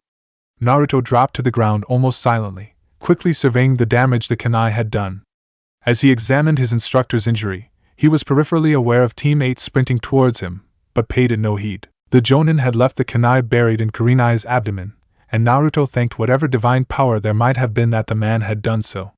The blow seemed to miss just about all of the vital points in the area, but Kurenai still would have been at serious risk of bleeding out had the blade been removed. Instead of true relief, however, Naruto only felt more dread for their situation. The strike had been deliberate, and if the man was good enough to detect Kurenai's discreet illusion, dispel it without being harmed by the sensory overload, and then reverse her ambush as effortlessly as he had, he wouldn't have failed to kill his would-be assassin unless he hadn't wanted to. And that meant that Naruto and teammate had just become his playthings. Chapter 11, Indomitable. Konoha Shinobi, the man whispered in a low, deceptively feminine voice. I haven't encountered Konoha Shinobi in quite some time. What a disappointment. A pretty little Jonin and 4 genin. The man's eyes widened, though in anticipation rather than surprise. Though a Hyuga, an Akimichi, an Aburame, and Uzumaki Naruto. A devilish smirk that put the fear of God into Naruto split the Jonin's face. This might be fun after all. His heartbeat deafening him, Naruto took a deep breath to steady himself, and then took another. His hearing slightly restored, he addressed teammate behind him. Guys, I'm gonna break us out. When I do, grab Kurenai and run, and don't touch the kunai, whatever you do. Don't argue, he said quickly to cut off any protests. Don't even think. Just run for the southern border. I'll be right behind you. Whether it was the utter terror of the moment, or some quality in his voice, the 3 genin behind him didn't argue, and Chuji shuffled slightly to better pick Kurenai up when Naruto initiated the breakout. The Jonin was laughing at them. You have a plan? He cackled delightedly. How magnificent. I'm afraid, however, that you will not be going anywhere, for kunai appeared in his hands, and the 4 genin were suddenly suffocating under the most powerful killing intent they'd ever felt as dozens of shuriken and kunai peppered their frozen limbs. Blood spurted, flesh was rent, and the genin's stomachs turned over as the sight of their own deaths by projectiles played out in front of their eyes. Naruto couldn't even blink, let alone breath, as what felt like a million needles were stabbing him all at the same time while his chest was compressed past the breaking point. This was it, he was going to die. He, Uzumaki Naruto, was about to be brought low by some Otogekyu Jonin before he had accomplished anything. Before he had even made Chunin, a painful warmth was spreading through his limbs as his fatalistic thoughts hammered through his head, before the deafening sound of his own heartbeat silenced them, and the poisonously red image of a roaring fox obscured his vision. Time slowed as his mind flashed to his first encounter with the demon fox, and suddenly the Jonin's killing intent wasn't so suffocating anymore. It was nothing before the Kyuubi's pure malice and malevolence, and the devilish smirk was nothing more than a joke of an expression on the visage of a pasty-faced pretender. The phantom pain vanished, the suffocating killing intent dissipated, and the pale Jonin stood behind it all with 4 kunai hurtling through the air towards the genin's chests. Naruto acted on instinct before his mind had fully caught up to the situation at hand. 2 clawed hands formed a cross-shaped seal in front of his face, and the distinctive sound of shadow clones popping into existence filled the silent night. 3 puffs of smoke obscured the Jonin's vision of the genin he had targeted, and the sight of corporeal, black-clad blondes appeared for but a moment before dissipating as the throwing knives found their marks. The devilish smirk already on the man's face widened, contumelious satisfaction peeling pale lips back to reveal slightly pointed teeth. So Sarutobi-sensei's dirty little secret can think for itself. Wonderful. Naruto paid the smile no heed as he drew a brace of 4 kunai with his left hand, while forming a half-rammed seal with his right. A spear of killing intent was hurled at the smirking Jonin, causing the man to recoil in slight shock at its potency. The blonde allowed himself a single moment of satisfaction as his spur-of-the-moment idea paid dividends, and the frozen genin jerked back to their senses. The genjutsu had been broken as the man lost his concentration. You guys alright? he queried, voice shaking involuntarily even as the Kyuubi's energy continued to filter into his system. Yes, Naruto-san, came Shino's predictable response, even if Naruto could detect the obvious fear in the boy's tone. And Naruto-ke-kun, why your CH chakra? Hinata gasped. Naruto didn't spare time for a curse as he realized that the Hyuga's Byakugan must have been activated, and could therefore see the distinctly inhuman chakra coursing through Naruto's coils. Nothing to worry about, he bit out quickly, unperturbed about his secret getting out. He had bigger things to worry about. You guys remember the plan? He asked, silently thankful for the Jonin's continued lack of movement. The man obviously thought them so far beneath his notice to allow them their moment of hushed conversation. Even as he was doing so, Naruto felt the stirrings of an irrational anger begin to take hold. How dare he not take me seriously? Came the feral, bijou-induced thought. 3 muttered yes sounded from behind Naruto, and the blonde exhaled quietly. The man wasn't likely about to let Team 8 waltz right past him as he dealt with Naruto, so he'd have to break them out the hard way. He was confident that Team 8 would follow his lead, but for the first time since his first meeting with Zabuza, he was less confident in himself to be able to pull them through. A flush of chakra derailed the thought before it could take hold in him, and Naruto readied himself by sheathing his 4 kunai in a combination of futon chakra and the foxes. He would only have one shot at this, and he would need his anchors. The Jonin nodded as he watched Naruto call upon his elemental chakra. Such heightened control in one so young, impressive. So, he finally hissed. You've dispelled my genjutsu. An impressive feat indeed, but then I'm sure you're just full of surprises, isn't that right, Naruto-kun? An involuntary shiver coursed through him at the tone of familiarity, but it went ignored, as did the rest of the words, as Naruto threw 1 kunai directly at his own feet, before hurling the other 3 at the Jonin, blocking his path in a staggered flight path. A Kage Bunshin appeared as the blonde made yet another cross-shaped seal, and it sprinted at the pale man, knuckle knives drawn. The Jonin spared a split second of consideration for the flight path of the blades, smiling openly at the more advanced tactic the Jinchuriki employed, before twisting himself around and out of the path of the kunai in an inhuman display of flexibility. His tongue flapped out of his mouth happily as the sight of 4 stunned genin met his eyes, before he refocused on the clone bearing down on him. Only it wasn't there anymore, replaced instead by one of the kunai he had just dodged. His eyes widened even as his spine seemed to cease to exist for a moment, allowing him to bend further than 90 degrees at the waist to avoid being rent in 2 by the clone behind him. A kunai of his own found its way to his hand to deal with the annoyance, only to find nothing but air as he slashed out. The sight of yet another of the boy's knives filled his vision, and a cackle escaped his lips as he turned to face the clone once more. Kawarimi with a kunai, the Jonin thought. Well-timed and a nearly instantaneous method of covering short distances. Impressive indeed.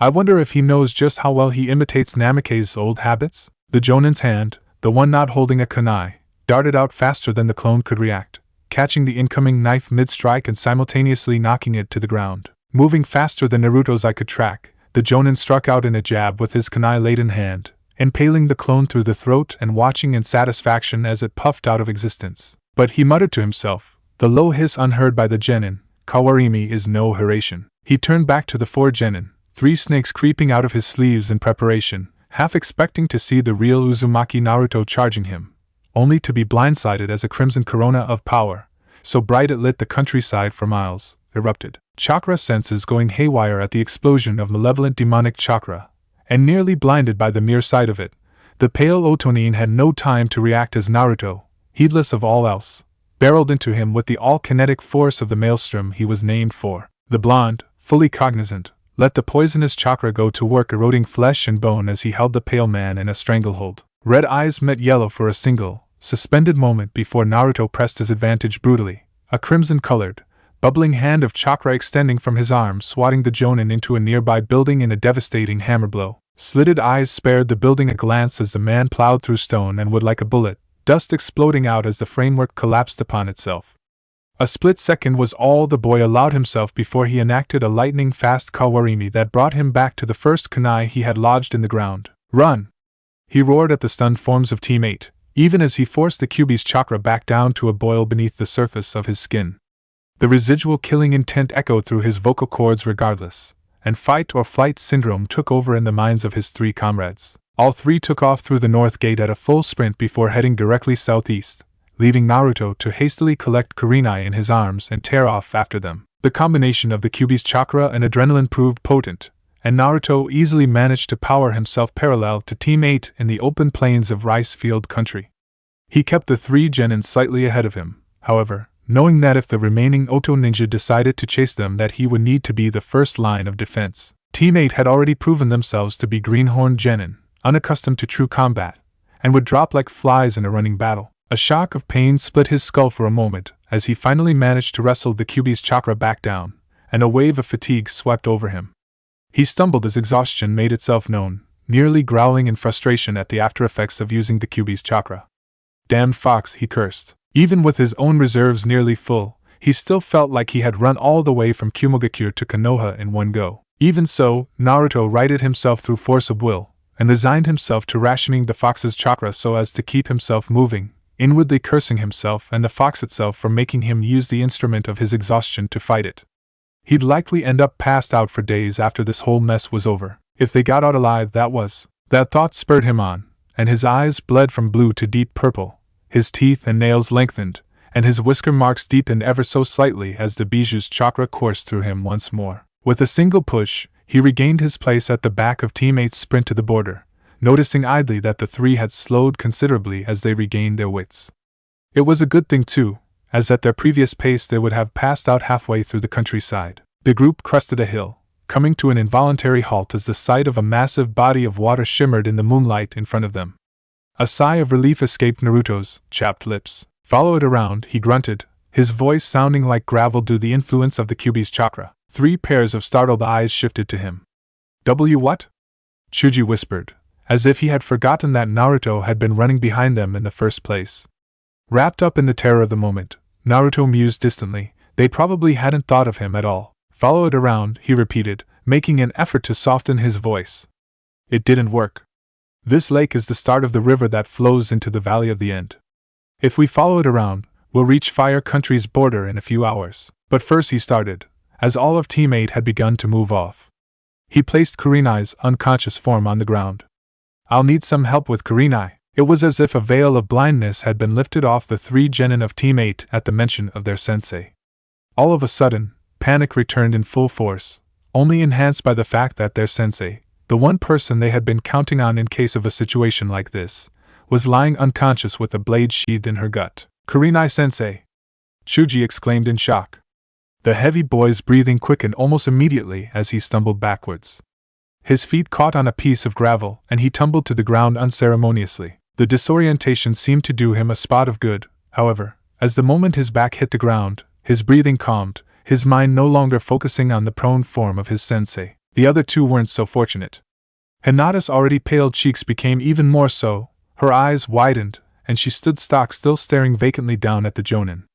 The gaze seemed to pass right through the dark-haired woman in front of her, however, seeing instead some phantom of her mind. While Shino looked to be his usual stoic self, Naruto could see the boy's body was far too tense, and a faint buzzing noise that the blonde had been hearing since the flight from Shintoshi was getting truly deafening. Caught off guard by teammates' reactions, Naruto flinched back, uncomprehending of the raw emotion playing out before him. What are they? Why are they? It was only when Hinata sunk to her knees, hugging herself tightly around the chest and whimpered, "Mother," that snapped Naruto out of his daze. "Hey!" he barked, his voice, already a growl, amplified by the corrosive chakra running through him. Killing intent rolled off of him, flooding the immediate vicinity, and grabbing Team 8's attention like a slap to the face. "Get a hold of yourselves!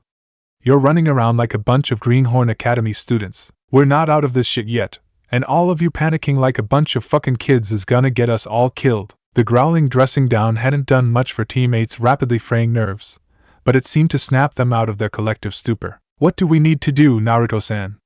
Shino asked, his voice quiet. The fact that he deferred to Naruto's leadership spoke volumes, and unknowingly had Chuji and Hinata giving more weight to his words. The blonde sighed, raking a clawed hand through his hair. His own nerves weren't helping the situation. He was constantly fighting himself to keep from snapping at the 3 genin in front of him, not to mention the consistent pounding of blood in his ears courtesy of the Kyuubi's chakra. He was itching for a fight and he knew it, but was powerless to stop the urge. He could push it down though. First off, Kurenai needs to be patched up some. Anyone who might have chased us from the town seems to have given up by now, so we have some time to work. A thought struck the genin suddenly, and he turned to Hinata. How long can you keep your eyes activated? He asked, voice filled with something like hope. The heiress looked to her feet.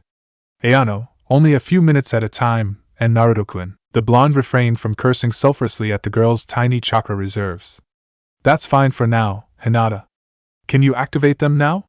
The girl nodded once, and chakra pulsed outward with a hand seal and a muttered Byakugan. There's no one within 1,000 meters, Naruto-kun, Hinata stated, picking up on his train of thought. Good, Naruto muttered absently, his mind filing away her range. Okay. First things first, we've gotta get this kunai out of her. He turned violet eyes on the group. Do any of you have anything that'll help clotting? Bandages can only do so much. Chuji looked pensive for a second, his eyes unconsciously flickering back and forth between Naruto and his sensei, before shaking his head in the negative. My clan's pills only deal with chakra output, he muttered. Shino, predictably, said nothing, but turned hidden eyes to Hinata. The girl in question blushed and looked down, pushing her fingers together in her usual show of uncertainty. No, I have a C cream that helps wounds close by directing CH chakra to the injury. But I'm not sure it will W work properly, she stuttered. Aren't you the Hyuga heiress? Grow a spine. Naruto thought harshly, the Kyuubi's natural malice amplifying his impatience with their situation. Now isn't the time for your insecurities. That'll have to do, was all he grunted as he unwrapped the excess bandages from around his calves. Get the cream and coat these in it. We'll use them to help stop the bleeding. Hopefully it'll buy us some time. The blonde passed his bandages to Hinata and Shino, who began applying the cream liberally. He motioned to Chuji. When we start moving again, I'll need you to carry her. You're easily the strongest of us physically, and I'll have to deal with any threats against us if and when they appear. You guys won't be much use in a fight right now, went unspoken, but the heavy-set boy seemed to get the message, if the look of grim determination on his face was any indication. Got it, Naruto, good. Are you guys finished with the bandages? He asked to Shino and Hinata. Just about, Naruto-san, was the bespectacled boy's reply. We've a few more left. Hurry it up, Naruto ordered. We don't have too much time and I don't want to linger. Even as he spoke, the Jinchuriki moved to start removing the kunai from Kurenai's abdomen gingerly. He grasped the blade lightly, inwardly thanking the heavens that he had paid attention in those first aid lessons at the academy, and pulled directly opposite the angle of entry so as to do no further damage to the blood vessels. A wince passed across his face as the Jonin moaned quietly in her unconsciousness. The blonde wondered again at the enemy Jonin's mindset as he had stabbed Kurenai, silently thankful for making his job easier. The man must have been arrogant to the extreme to purposefully leave a wound so treatable, so confident in himself as to think he would easily be able to dispatch the genin. Then again, Naruto mused as he stemmed the blood flow with the bandages from Kurenai's own dress. It likely wasn't a far-fetched assumption. The man obviously hadn't counted on running into a Jinchuriki. Get those bandages over here, he directed, using one hand to apply pressure to the wound while simultaneously cutting away pieces of Kurenai's red and white dress with the kunai.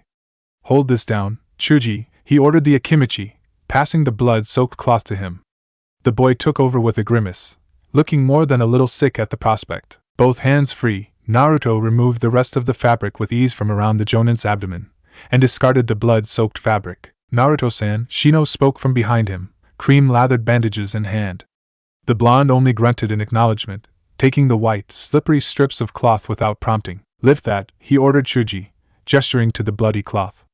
The boy pulled it off and backed away hastily, all too eager to step away from the bleeding woman, inadvertently leaving Naruto to bandage Kurenai on his own. The whiskered genin didn't even bother to sigh as the three genin kept their distance, slipping one hand under the Jonin gently as he wrapped the cream-soaked bandages around her middle. Sticky life water ran down his clawed hands as they repeatedly passed over Kurenai's well-toned stomach muscles, the dark liquid contrasting fiercely with the almost creamy tone of the woman's skin that was paling far too quickly. The job was finished swiftly, and Naruto fastened the not-too-tight pieces of cloth to the pretty Jonin with a liberal helping of adhesive tape. He stepped back, shaking his hands and rubbing them unconsciously on his shorts, and observed his hasty handiwork. It would have to do, he decided, turning back to Team 8. That'll have to do it. Chuji, pick her up, we're leaving, Naruto directed. We've lingered here far too long.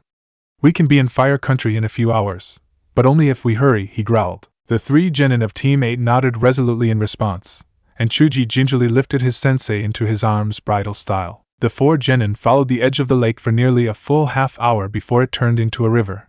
The sound of running water, and the nearly silent crunch of their hurried footsteps nearly deafening to their ears in the silence of the night. The foursome was forced to stop multiple times during the trek, as Chuji had to readjust his grip often, and neither Shino nor Hinata had the stamina to keep on at their pace for hours at a time. It was during one of these stops, for Chuji this time, just before dawn, that Hinata activated her Byakugan as per Naruto's order.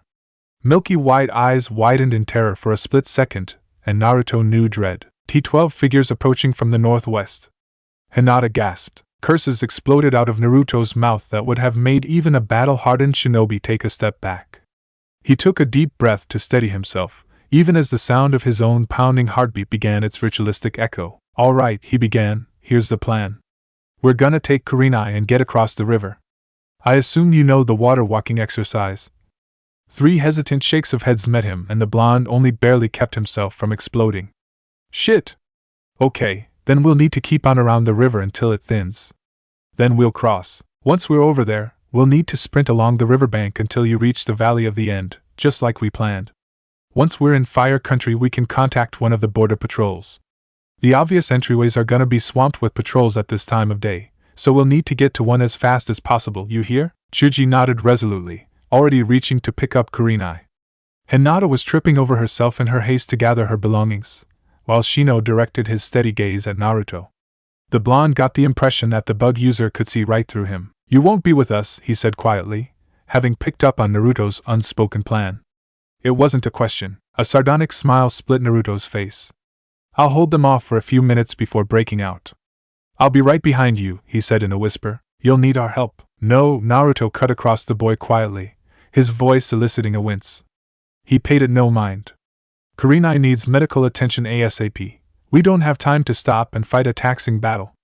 And if I come with you and they catch us, which they will, we'll all get killed in a running battle. This way, Kurenai will get back to Fire Country with only one of us playing catch-up." Shino paused, uncomfortable and in obvious thought.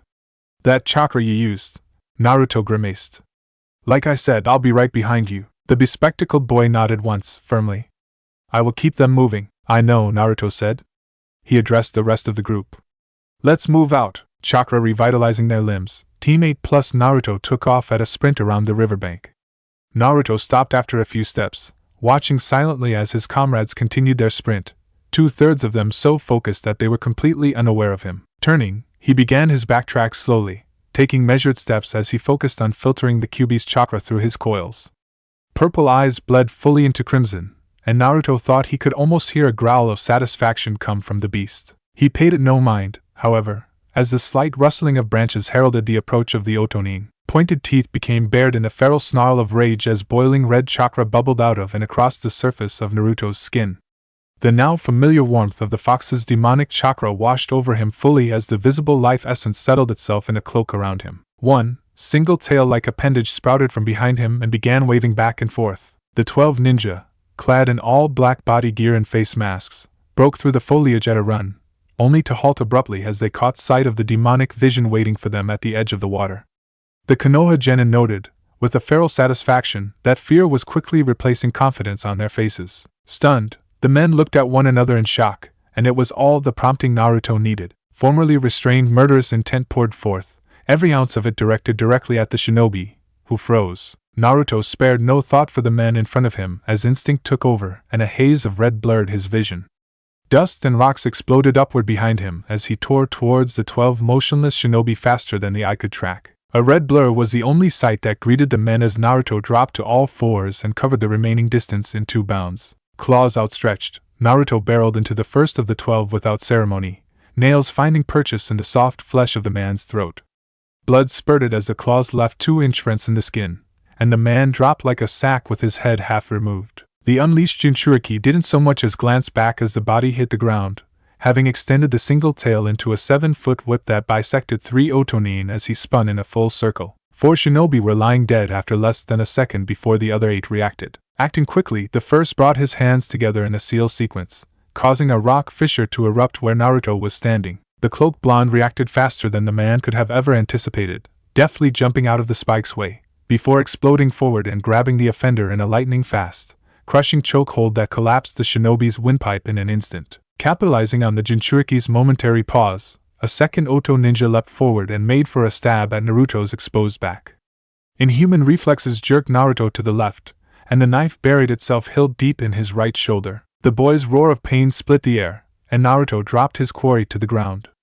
Coiling his body, the blonde jabbed his clawed left hand into the chest of the Otonin who had stabbed him before the man had a chance to react. The feral genin paid the blood running down his arm in rivulets no heed as the dragged the screaming shinobi to meet his eyes. Slitted eyes the color of fresh blood met terrified Hazel for a single, suspended moment before Naruto slapped the man into a tree 20 meters away with enough force to crack the trunk. It had taken 4 men dying in the span of a second to galvanize the Otonin into action, and it took 6 men in 2 for the rest to realize that they were well and truly fucked. The first who tried to run was cut down as Naruto almost casually ripped the kunai stuck in his shoulder from its resting place, hurling the blade through the back of the man's head in one motion. The second who broke for his life had his organs liquefied as an arm of pure, demonic chakra snatched him around the waist and squeezed. The third man didn't make it a step before the Jinchuriki had swept him into a tree with a wave of his arm. The fourth made it a full step before stopping suddenly, staring with unblinking eyes down at the crimson, bubbling hand of chakra that was extending out from his chest. The fifth man had resigned himself to death, and was neatly decapitated by a blood-colored whip that had been meant for his chest as he fell to his knees. The final Otonin made it to the tree line as Naruto was distracted, but it was for naught as the Jinchuriki fell to all fours and powered himself into a flying tackle that sent the two tumbling to the ground in a tangle of limbs. Quickly using his weight to pin the man, Naruto held him down by the throat while he raised his second claw in preparation for a strike that would brutally decapitate the shinobi. It was only when the crimson eyes of the Ninetales met pale blue eyes that could have been his own that Naruto realized that the man's mask had been ripped from his face. Terror-shrouded eyes stared back at him from a face that could have been his own a few years down the road. Shocked at the raw fear he saw, Naruto stumbled back from the boy's body into the nearest tree trunk, the Kyuubi's cloak receding. The genin slumped to the ground as his eyes bled back into the natural blue of his father, vacantly taking in the destruction of his own making as the death of the Oto ninjas played out before him. Overwhelmed at the sight of the nearly dozen dead, Naruto's gag reflex reared its head violently, and his stomach emptied itself in one go. Disoriented, the Jinchuriki blinked and rolled his head to right himself as his nausea began to subside. "What have I done?" he gasped, throat raw. Quiet though the words were, they seemed to echo around the new graveyard as if the blonde had shouted them to the heavens.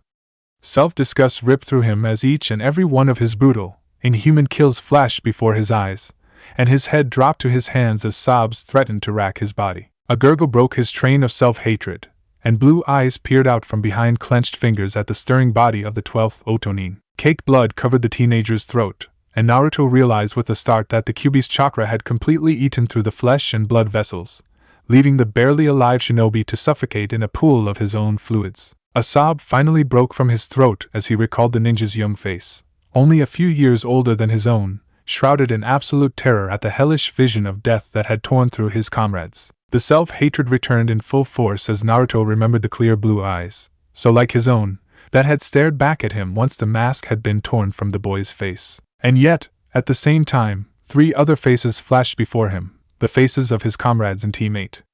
The memory of their terror at the utterly unfair situation they had stumbled into passed before Naruto's eyes, and the recollection of their panic at Kurenai's condition stirred the already churning pot of emotion in the Jinchuriki. It was the memory of Hinata, broken, collapsed and hugging herself that convinced him. This had been necessary. The 12 Otonin had had no idea what they were sprinting into when they broke through the trees by the riverbank, but they had been ready and willing to slaughter the 4 genin and their instructor in much the same way that Naruto had done to them. Team 8 was green, utterly unprepared for the harsh realities of the shinobi world where clans were purged and children were sentenced to death for being in the wrong place at the wrong time.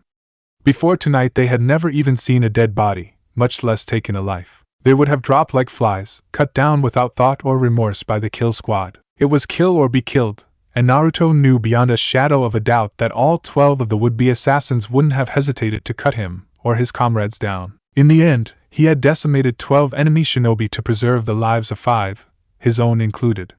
He had protected his teammates, his comrades in arms. He had done his duty. He had done his duty the same way Asuma would have, the same way his father would have. Self-disgust gave way to a calm, cold acceptance of his actions. He was a shinobi, and shinobi killed, and died, in the line of duty. It was a truth universally accepted by those in their world who lived long enough to rack up a body count, and it was a truth that Naruto had never truly understood until now. Even the sudden death of Asuma hadn't completely reinforced that fact. He was a shinobi, and he had done his duty. As a direct result of his actions, he and teammate now had a better chance of seeing another sunrise. 12 men had to die to ensure that his comrades would escape, and, as Naruto rose, kunai in hand to put the final Otogekure shinobi out of his misery, he found that he could live with that. A flash of moonlight glinted off the black metal of the knife as Naruto delivered the coup de grace, and the once again blue-eyed boy turned his back on the riverbank graveyard and strode off into the night to rejoin his team. He didn't look back. Exhaustion pounded a steady beat through her body, her heart a drumbeat in the near-total silence of the clearing. She could say with complete certainty that this was the most tired she had ever been in her life. Her arms could have been made of lead, while her legs might as well have been made of jelly, for all the weight they could hold. Her head felt like it weighed 30 pounds as she leaned back into the trunk of the tree she rested against, the dull thump of her hair on the bark echoing in her mind. Yamanaka Ino was tired, deathly so, but she refused to let the medics sedate her for the journey back to Konoha. Not yet, at least. Yamato-sensei had tried to convince her to accompany the first of the medical 2 teams back to Konoha with Kiba, but she had held her ground. Kiba, who had taken a kunai to the back in a skirmish before Yamato had found them, was in stable condition and was only being taken back to Konoha as a precautionary measure. She, however, was mostly unharmed, save for small flesh wounds, and needed nothing more than field medicine. With nothing impairing her save for exhaustion, Ino wasn't about to be carted off to Konoha without knowing exactly what was happening. Not with her friends still out there. Not with Naruto still out there. Not that he'll want to see me, she thought morosely, a spear of self-disgust ripping through her. Not with how I've been treating him. It was truly amazing how nearly getting killed, not to mention waiting to find out if your friends had been killed, managed to put things in perspective. Her sardonic chuckle broke the silence of the clearing, causing the patrolling ANBU to perk up. Ino didn't care though, wrapped up in her thoughts as she was. She and Kiba, really, had been treating Naruto like shit stuck on the bottom of their sandals ever since Yamato had become their sensei.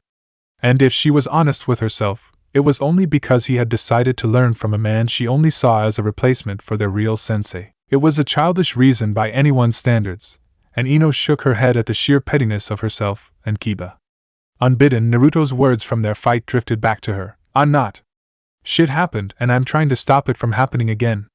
I'm trying to get stronger. You two fucking around, acting like a couple of spoiled brats back in the academy, puts all of us at risk. What happens next time round? And there will be a next time, when shit hits the fan, huh? When the chips are on the fucking table and there's no one there to bail us out. I'll tell you what happens, we die.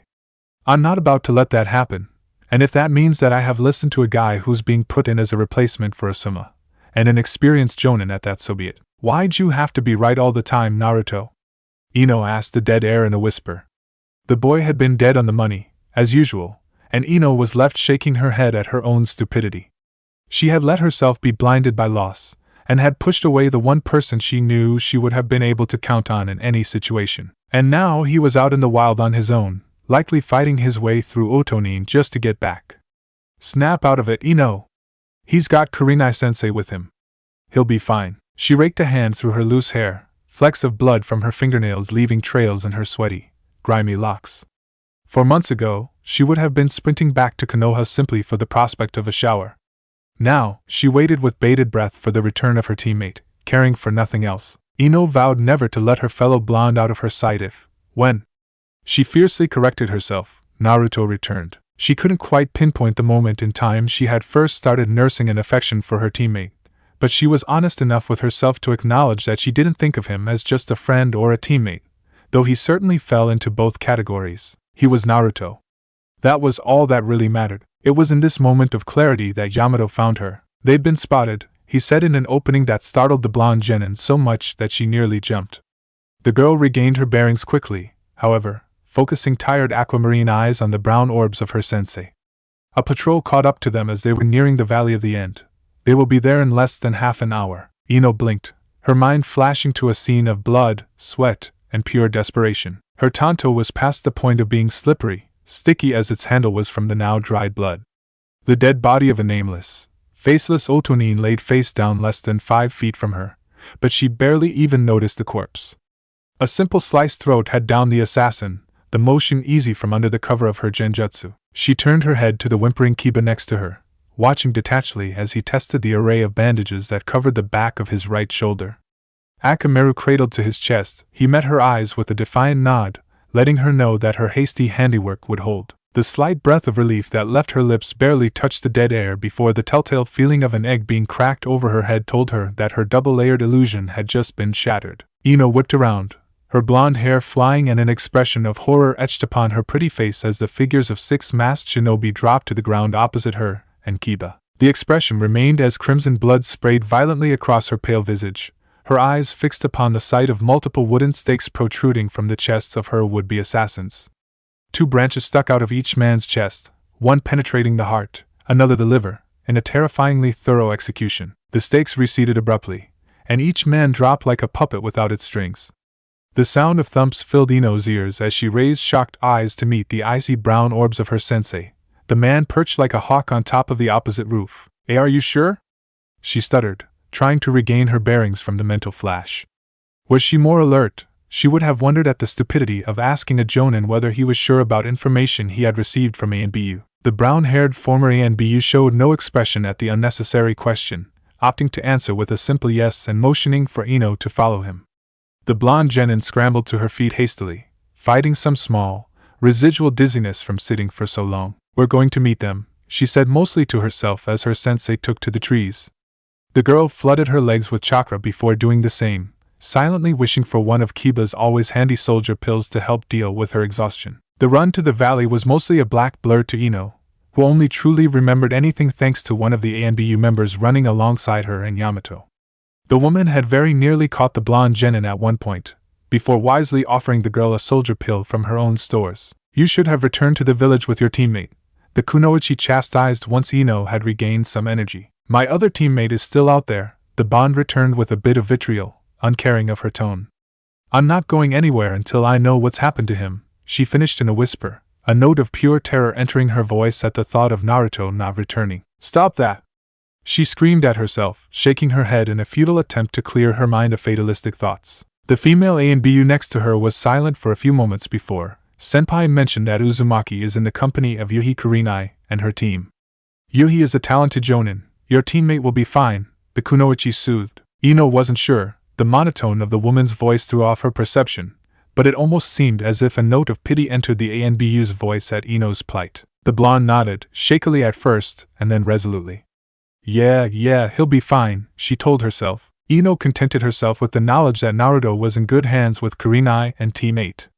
Letting the soldier pill go to work, the Yamanaka powered herself through the trees and towards the Valley of the End. Waiting for her was a scene that would forever be etched into her memory. The roar of the nearby waterfall drowned out most sound coming from her destination, but she still managed to hear the words of the head of the medical team that had been waiting for Team 8 at the border. "Set her down now. Get those bandages off of her immediately.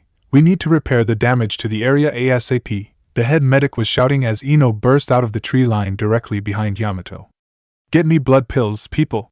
She needs it, and badly." All of Ino's cushy visions of Kurenai steering Naruto to safety from the depths of rice fields country imploded with the force of an explosive tag at the sight of the inky-haired jonin laid out on the ground, blood-soaked bandages being removed from her abdomen and medical personnel scrambling for supplies around her. One medic neatly sliced the bloody cloth away with a kunai, exposing a bleeding stab wound to the kunoichi's stomach, and Ino felt her heart drop to her feet. Visions of Asuma's head sailing skyward in a spray of blood flashed before her eyes as Ino beheld the tense scene on the riverbank, and the blonde girl clapped both hands over her eyes in a futile attempt to halt them. No.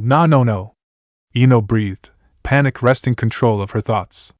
Her hands fell from her eyes as her head whipped about in an attempt to locate Naruto. "Naruto?" she all but screamed into the night, searching for any sign of her wayward teammate.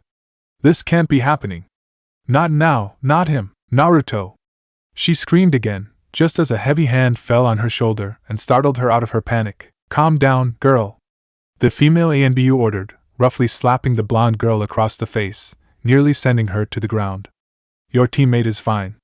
A simple jerk of her head drew Ino's gaze to the river. The remaining 3 genin of Team 8 were being carried over on the backs of ANBU operatives, while a 4th ANBU walked side by side with the final member of the mission. The surreal sight of Naruto striding along the surface of the river with an Anbu at his side caused Ino's eyes to widen as she took it in.